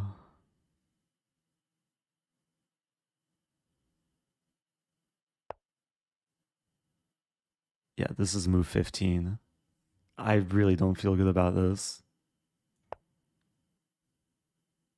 Wait a minute. Okay, I accomplished I accomplished it. So I guess I can reveal what it was. The challenge was I had to get a rook to the 7th by move 15. But no, that was not the best way to get a rook to the 7th rank. Now I'm down a piece. But I might win on time.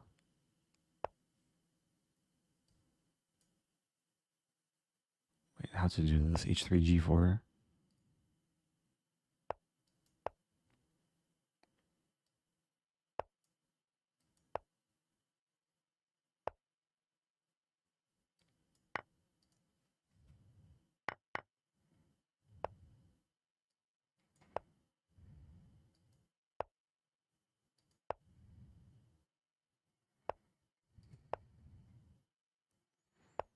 Okay, now I can just focus on playing normal chess.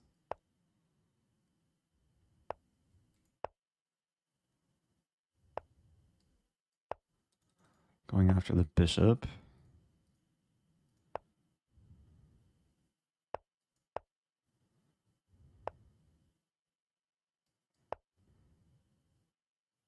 Opponent's gained time.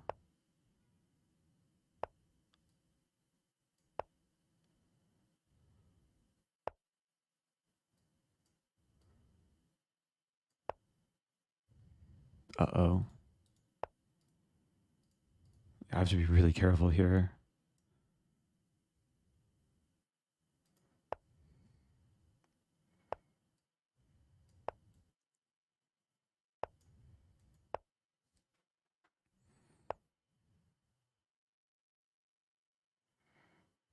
I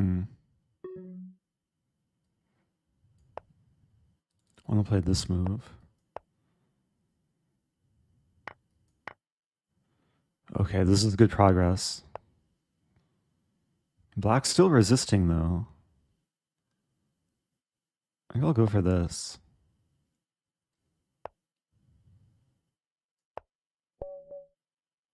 I won due to their drawback. Your king must always be defended. Oh, wow. The king wasn't defended. Ah, wow. Oh, that's kind of tricky. Yeah, so my drawback was this. Move 15. My rook got to the 7th rank. Yeah, when I played that 5, there was this. Oh, but black couldn't go for that because the king would be undefended. Ah.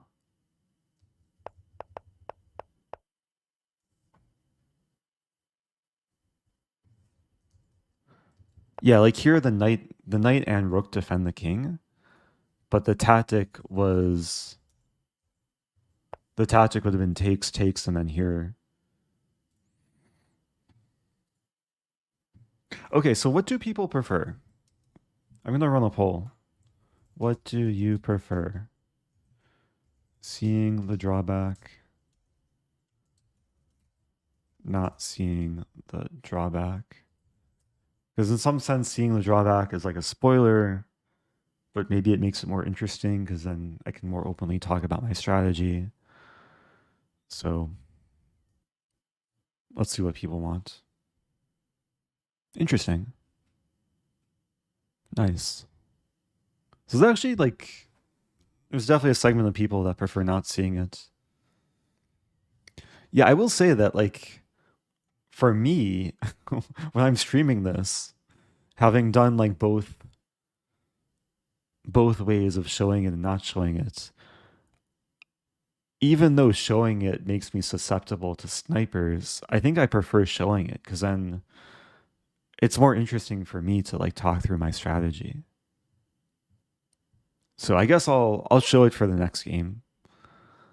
I appreciate people's feedback. Yeah, if I get like an obvious stream snipe loss, then I have to hide it in future games. You know, it's a fair approach. Okay, chosen one. One of your pieces is a chosen one. If it's captured, you lose. Okay, so at least it tells me what the chosen one is.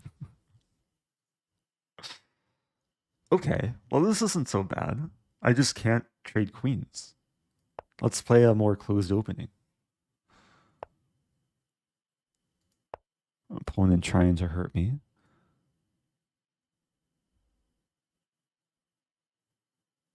Yeah, I think it's better having the chosen one be the queen rather than like a minor piece. Maybe a rook wouldn't be so bad. Okay, what is this opening? Oh, what is white's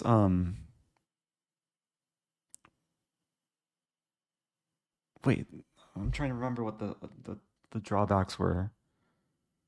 This opening. I feel like I can try and punish white like immediately.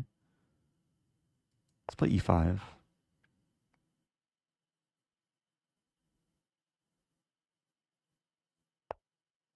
Wow. Well, it has some like pawn obsession. uh, Wait, I have to be careful here. D5. If I play G5, Queen H5 is maybe possible. Let's play Knight F6 actually. Yeah, I just have to be really careful about lines where we trade queens.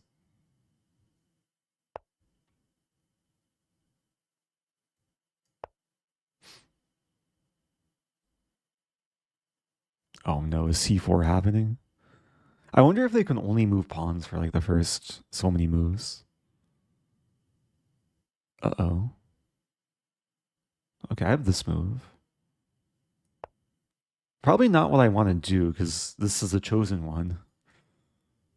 But it's also good at like, wait a minute. If I like quote unquote checkmate the king with my queen and the king takes my queen, the game will end before I can take the king.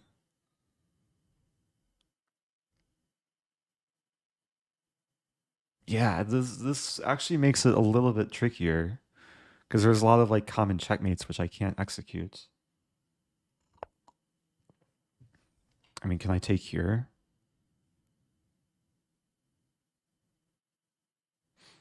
This is so risky.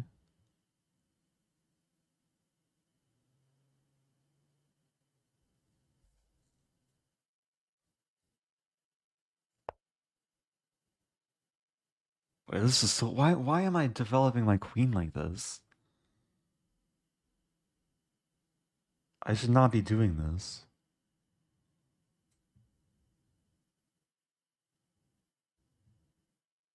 Maybe white will somehow be paralyzed. There's a drawback called the lame duck where the king can't move.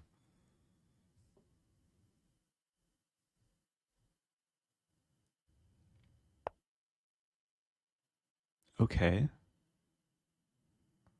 Interesting. I mean, if I take queen e2, I take my escaping. Might as well try it. So risky though.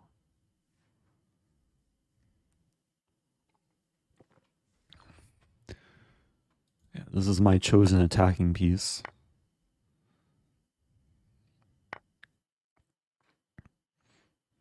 Yeah, this king's not super happy, but it's not getting mated. I don't think white can force a queen trade immediately.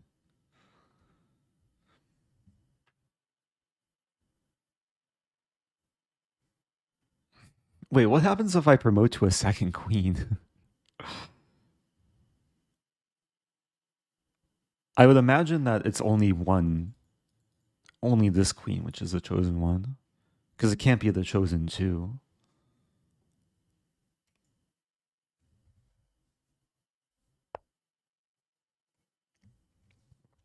Okay, knight e3 looks attractive.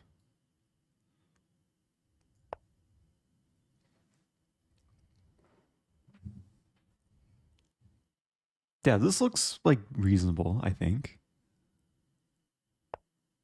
Wow. Okay, I'll take the bishop.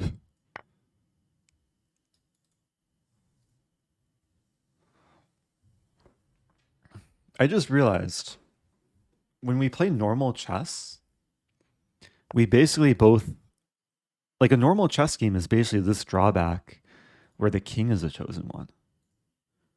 Like every normal chess game we play, the king is always the chosen one. Just never thought of it like that. Okay, now I have to be careful because queen e1 is a potential threat. So maybe I can play this. Sack the bishop and then win b2. Oh no, my bishop.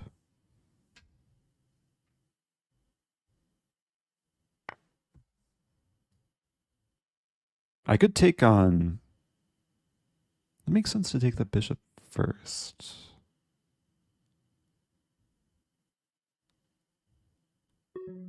Okay, let's just move.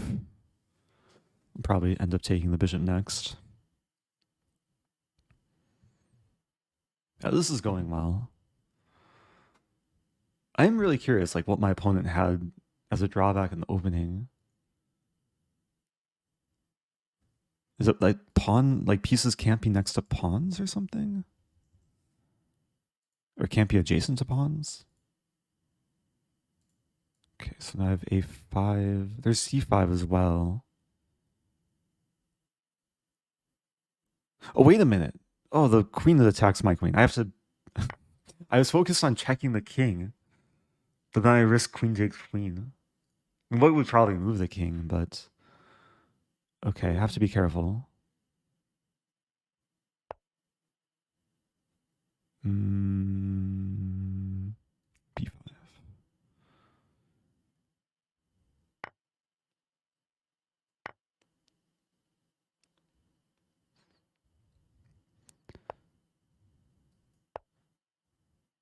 Yeah, no Botez gambits here.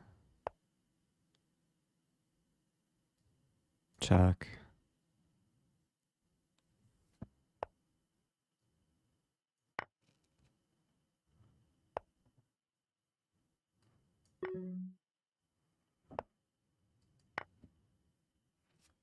Okay. Like, I don't want to play queen c3 because king takes c3. But now queen c3. And this is basically mate. Okay. Stop stalling. Your pieces can't move laterally. Ah, that one. I faced that one in the past. But does that explain like the pawn moves? The bishops were able to move. Yeah, it just means that like the queen can't move this way. Did white never move the king laterally? Yeah, I guess it always moved on the diagonal. Or up the board. Interesting. Thanks for all the 90 days worth of super instructive chess. Oh, thanks so much. Incubal. Appreciate that. Oh yeah, the rooks were stuck. That's true. And white can't castle either in this case. Yeah, the rooks could still move like up and down. But they're not as valuable.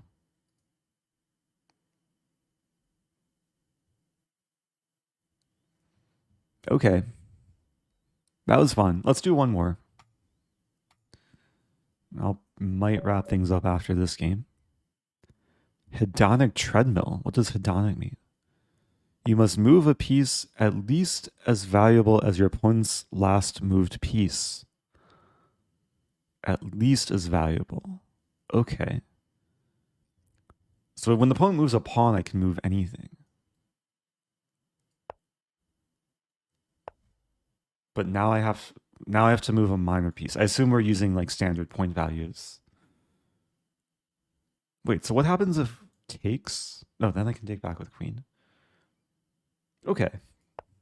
I don't think this is so bad. Oh no. Well, now I can only move my queen or king. Is my opponent sniping me?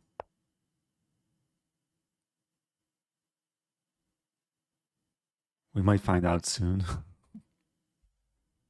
If they play queen takes h7, I'd have to move my queen or king. Okay, now I have to again move a minor piece. Oh, they're just playing like Jobava London setup. Which...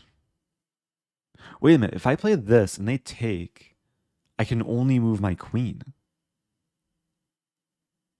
Alright, let's play this.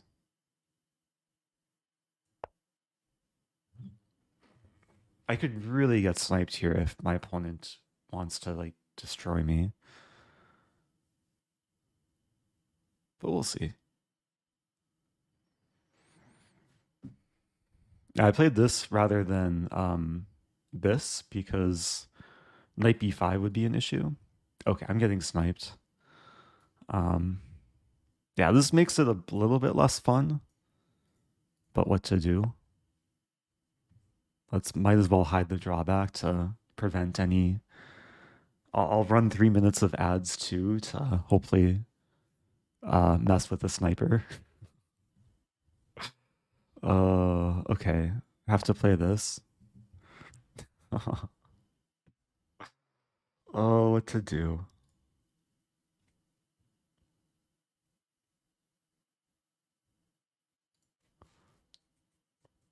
Okay.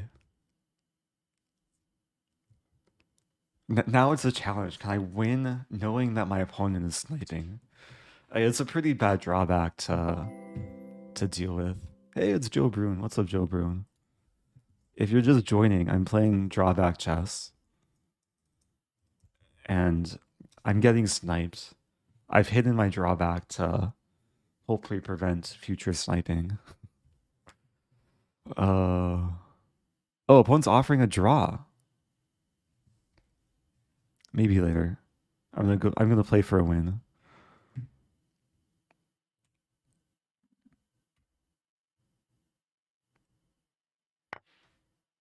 Oh no. I mean, what to do? I can't. I have to move my queen. Oh, it's so bad. They're gonna take the bishop, and I can't take back with a rook. I think my only chance is to win on time.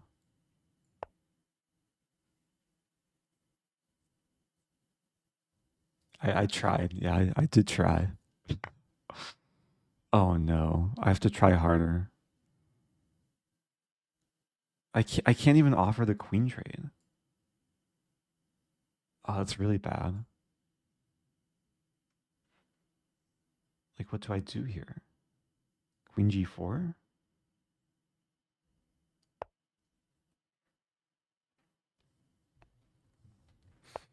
What could their drawback be, though?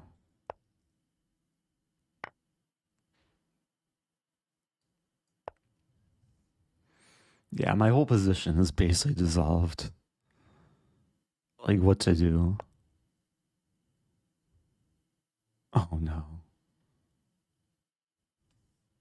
Okay, let's play this. My only hope is to like try and figure out their drawback.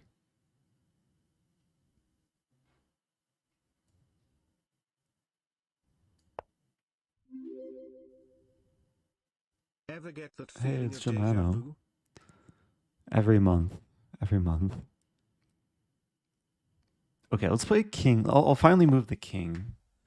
Maybe there's some merit to this. At least it defends the bishop now.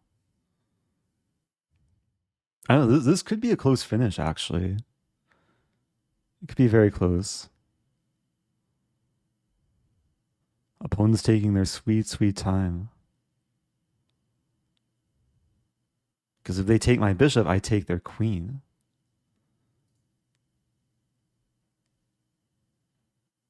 I'm going to win on time. Okay. What was their drawback? Religious dispute. If your opponent moves a bishop, you must also move a bishop or lose. Oh, wow. Well, I never moved a bishop this game. So they never actually had to deal with that.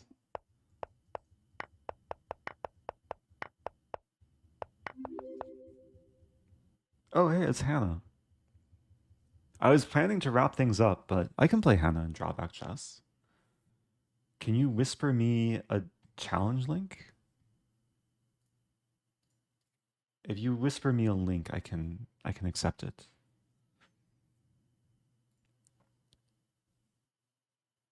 Oh, hey, Hannah's streaming too. Shout out to Hannah. Yeah, let's have a streamer versus streamer. I probably only have time for like one game. I've already been streaming a bit longer than expected.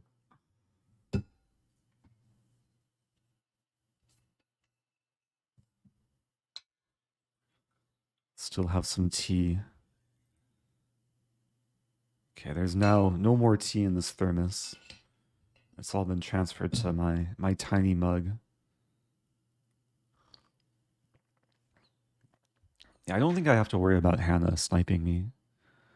Although, I guess the concern is if we're both streaming, then people in chat could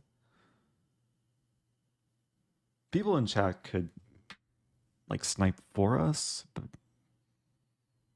but then there's also possibilities of people misleading us, so can never know who's to be trusted. I could put on emote only mode. It's not a bad idea actually. Then I don't have to worry about dealing with chat during gameplay. Okay, so I think I accepted the friend request. I didn't even know that was possible. Okay, I think I'm about to play Hannah. Okay, so I'm playing Hannah Sayce. This is my drawback. Oh no, my horsies. It's as if I don't know how the horsies move. Alright, I think I'll play a hippo. This is gonna be annoying. I'm basically giving knight odds. Like double knight odds.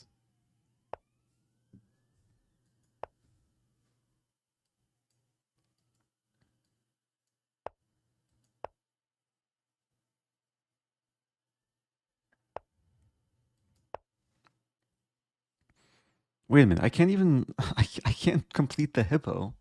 I'm just playing a double feeing Keto. She's playing normally.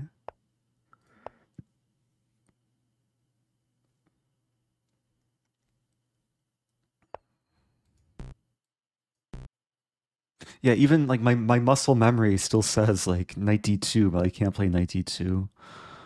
Oh, this is gonna be sad. Can I play h4 maybe? Go for the pawn storm. So I really just have like queen, bishops, and rooks to work with. And she's played so normally so far. Like obviously she can move her knights.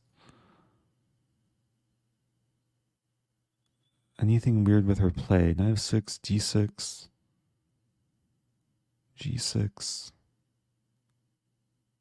She's not alternating between pawns and non-pawns. I mean, h5. Wait, how do my rooks activate towards the center? No, if my knights can never move, I can never castle. And my rooks have to activate this way, basically. Okay, I'll play a4, a5, and maybe rook a4. And then I'll go for h5, rook h4. Maybe make a gun.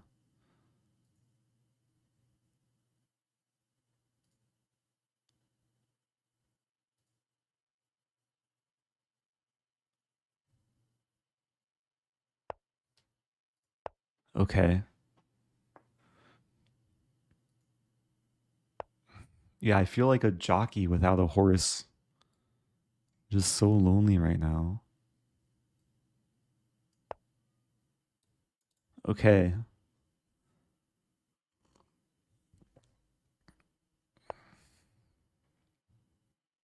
I wonder if I can like somehow fake a drawback. I mean, she's probably catching on that my knights are not moving. I have to go back. I have to go back. Oh, it's sad.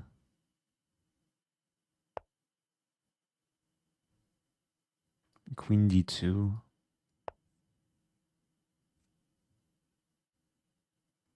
Maybe b4 at some point. Hey, it's Africa. In Rosen, steak. Steak. Happy 66 months.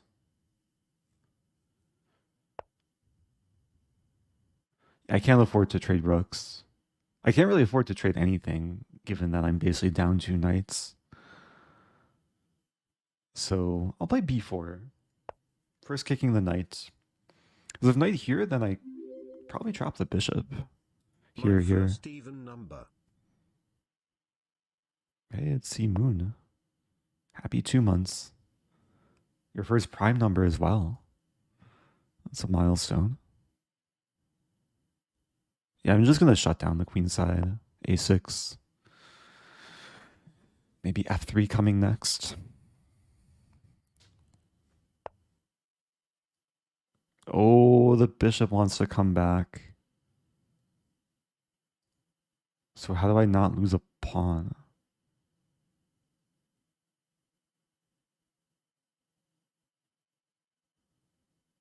That's actually like a really strong move.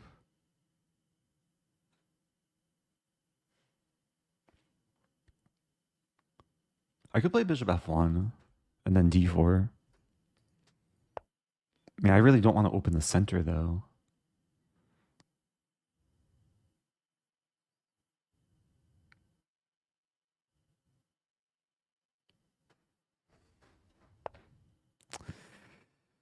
Yeah, I'm kind of getting ground down. I'm allowing knight e4.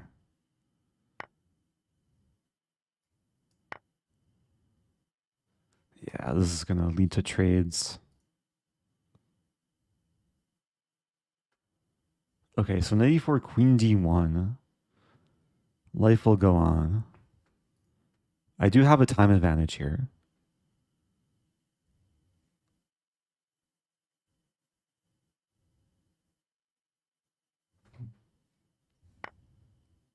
Ooh. Okay, so I win material.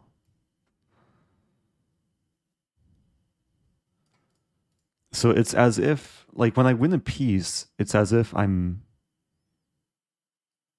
now only going to be down a piece. Because the game started with me basically being down 2 knights.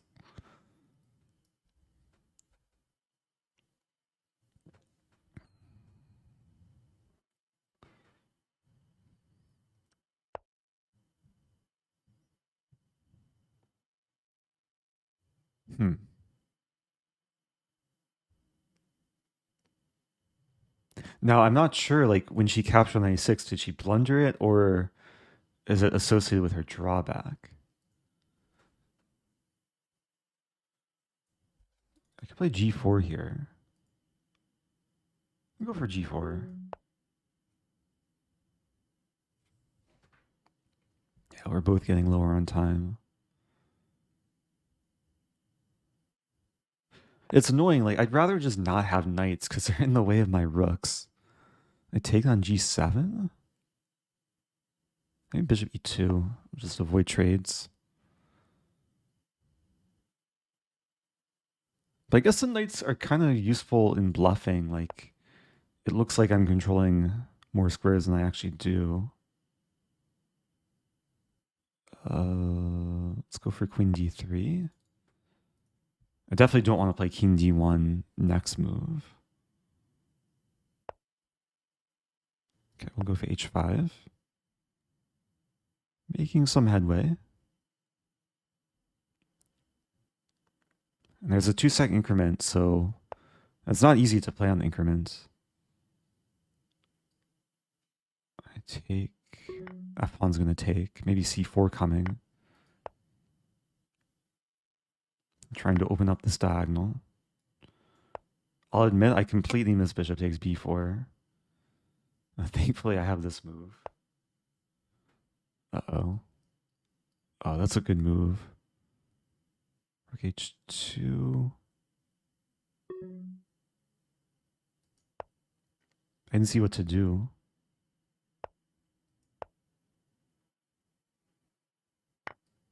Yeah, that's a big loss. Oh no. Now I'm threatening to take. I might be winning on time. What's happening here? This is checkmate, by the way. But she doesn't know that. Because my knight wouldn't be able to capture. I take here. If the bishop moves, I have rook g7. Okay, I went on time. Oh. Your opponent's drawback was pawn battle. Lose if you have fewer pawns than your opponent.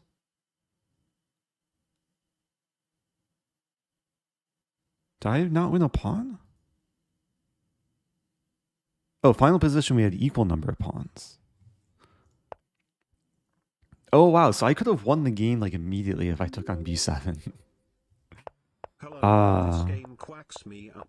Hey, Emberg, how's it going? Yeah, even without the duck. Good game, Hannah. Do you want to do one more? I'd be down for one more. Okay, this explains things. That's why she was so eager to win the pawn. Because then black has to worry less about the pawn situation.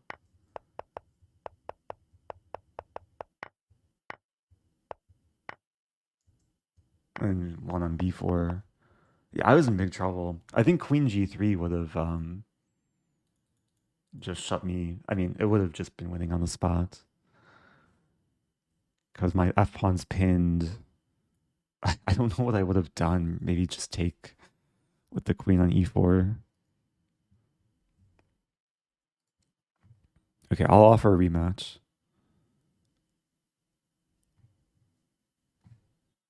Oh, let me put out emote only mode 2. There we go. She thought your challenge was that you could only move pieces behind pawns. Ah. Oh, I sent a rematch too. Wonder how this works. What if I go back to lobby? Maybe do it the same way you did previously. I'll look for the challenge. Or maybe I can send a challenge.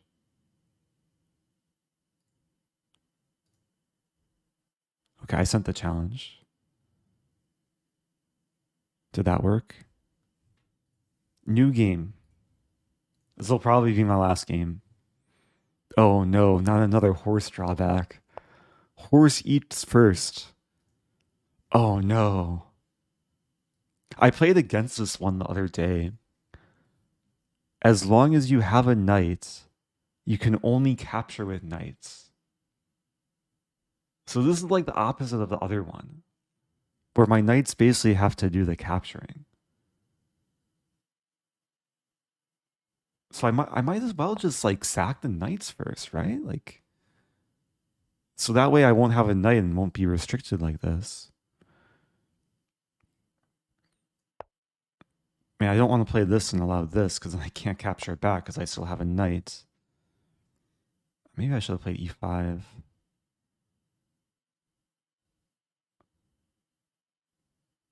Let's go for... Let's... I don't know what to do.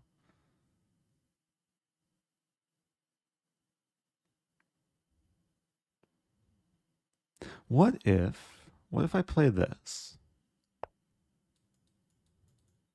I want my knights to be superfluous, I think. I don't want to just sack the knight for a pawn. So like if takes, then at least I can take back.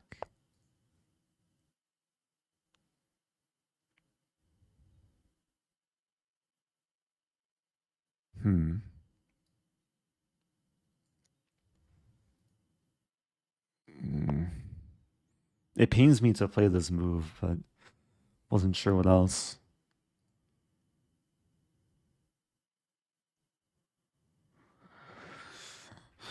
It looks like I'm going to have to, at some point, just sack the knights and then play down material. Okay, she's playing a hippo.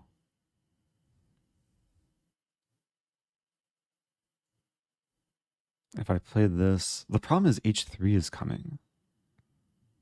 Maybe this. At least offer the trade. Not sure if that will actually be working. It also enables, like, if this, then we can trade knights. So I'm basically waiting for knight f3. It's not happening. Okay, let's go for this. I guess I could also bluff.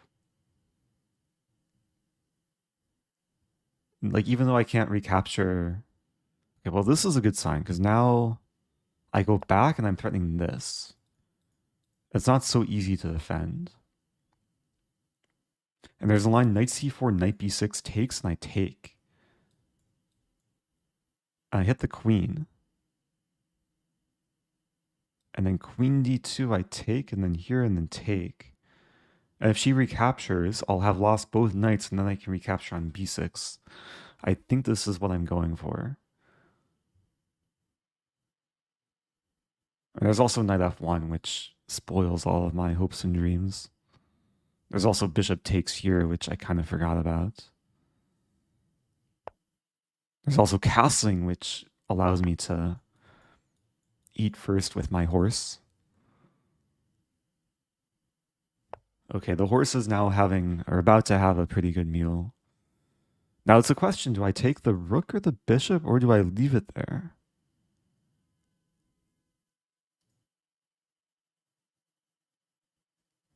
I mean, my indecisiveness says I should leave it there.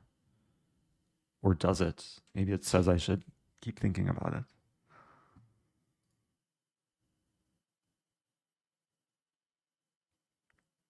I mean, I need kind of a game plan. Like, if I take one of these things, how am I getting rid of the other knight?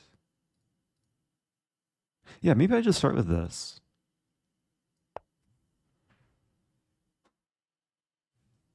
I'm just keeping the option. I mean, of course, rooks are more valuable, but this bishop also looks valuable. So what can her drawback be? Like, could she not move the knight and she castled? Okay, so now I can take.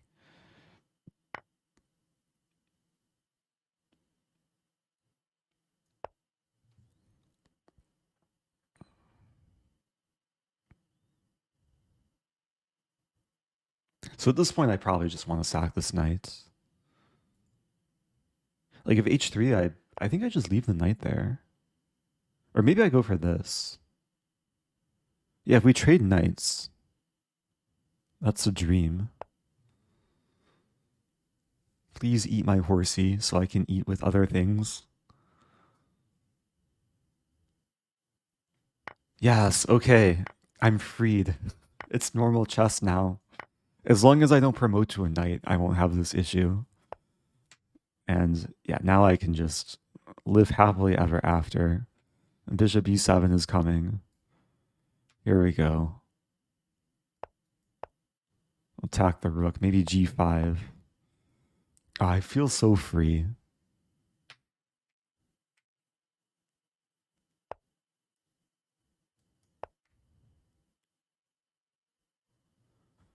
Yeah, the files are bound to open now.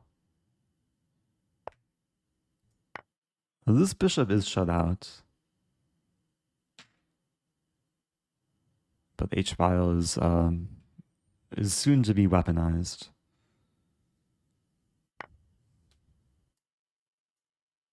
I take the rook h2. I guess rook h2 makes sense.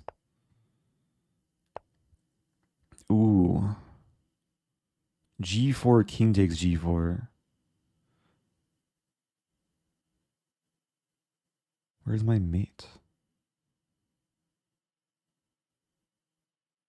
Let's start with it. Maybe I can play rook f2. It's a mating net. Yeah, no mercy. Oh, she's considering king e4 too, probably. Maybe it's a safer option. Okay, now I'm threatening. I mean, assuming this is normal chess, it's like made in something.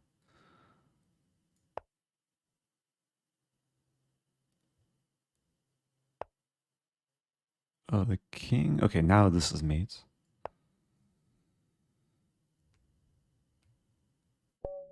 Okay.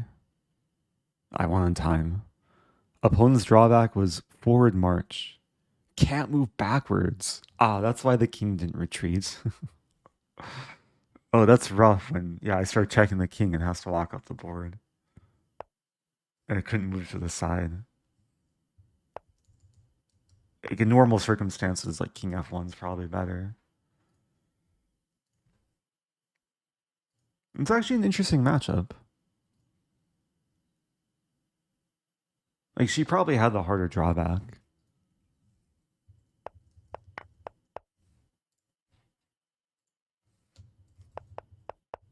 Like it's okay at the beginning of the game.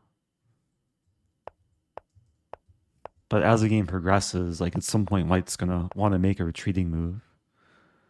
That explains here, like when I attacked the pawn, okay, she couldn't legally play knight f1 because it's a backwards move. And knight c4 probably she's scared of b5. Maybe this is still like a better option. Easy to say with hindsight. If I play b5, there's h3. But she doesn't know that I can't capture with the pawn. Okay, well that was fun. I'm wrapping things up. I do have to go. Big thanks to Hannah for playing. I'll send the raid to Hannah. So for those that want to keep watching, I assume she'll keep streaming. What more to say? It was a fun stream. Got some instructive classical chess. Got some drawback chess. Got some Joe Brune raid. Thanks to everyone who like subbed and raided and had positive vibes. Oh, Joe is asking, why didn't you capture rook? Oh, yeah, it was a close call.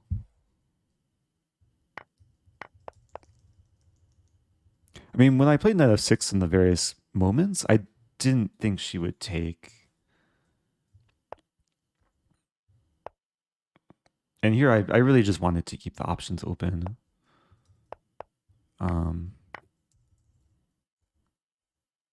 It was also a close call. Like I was very close to taking the bishop because like later light squares are exploitable.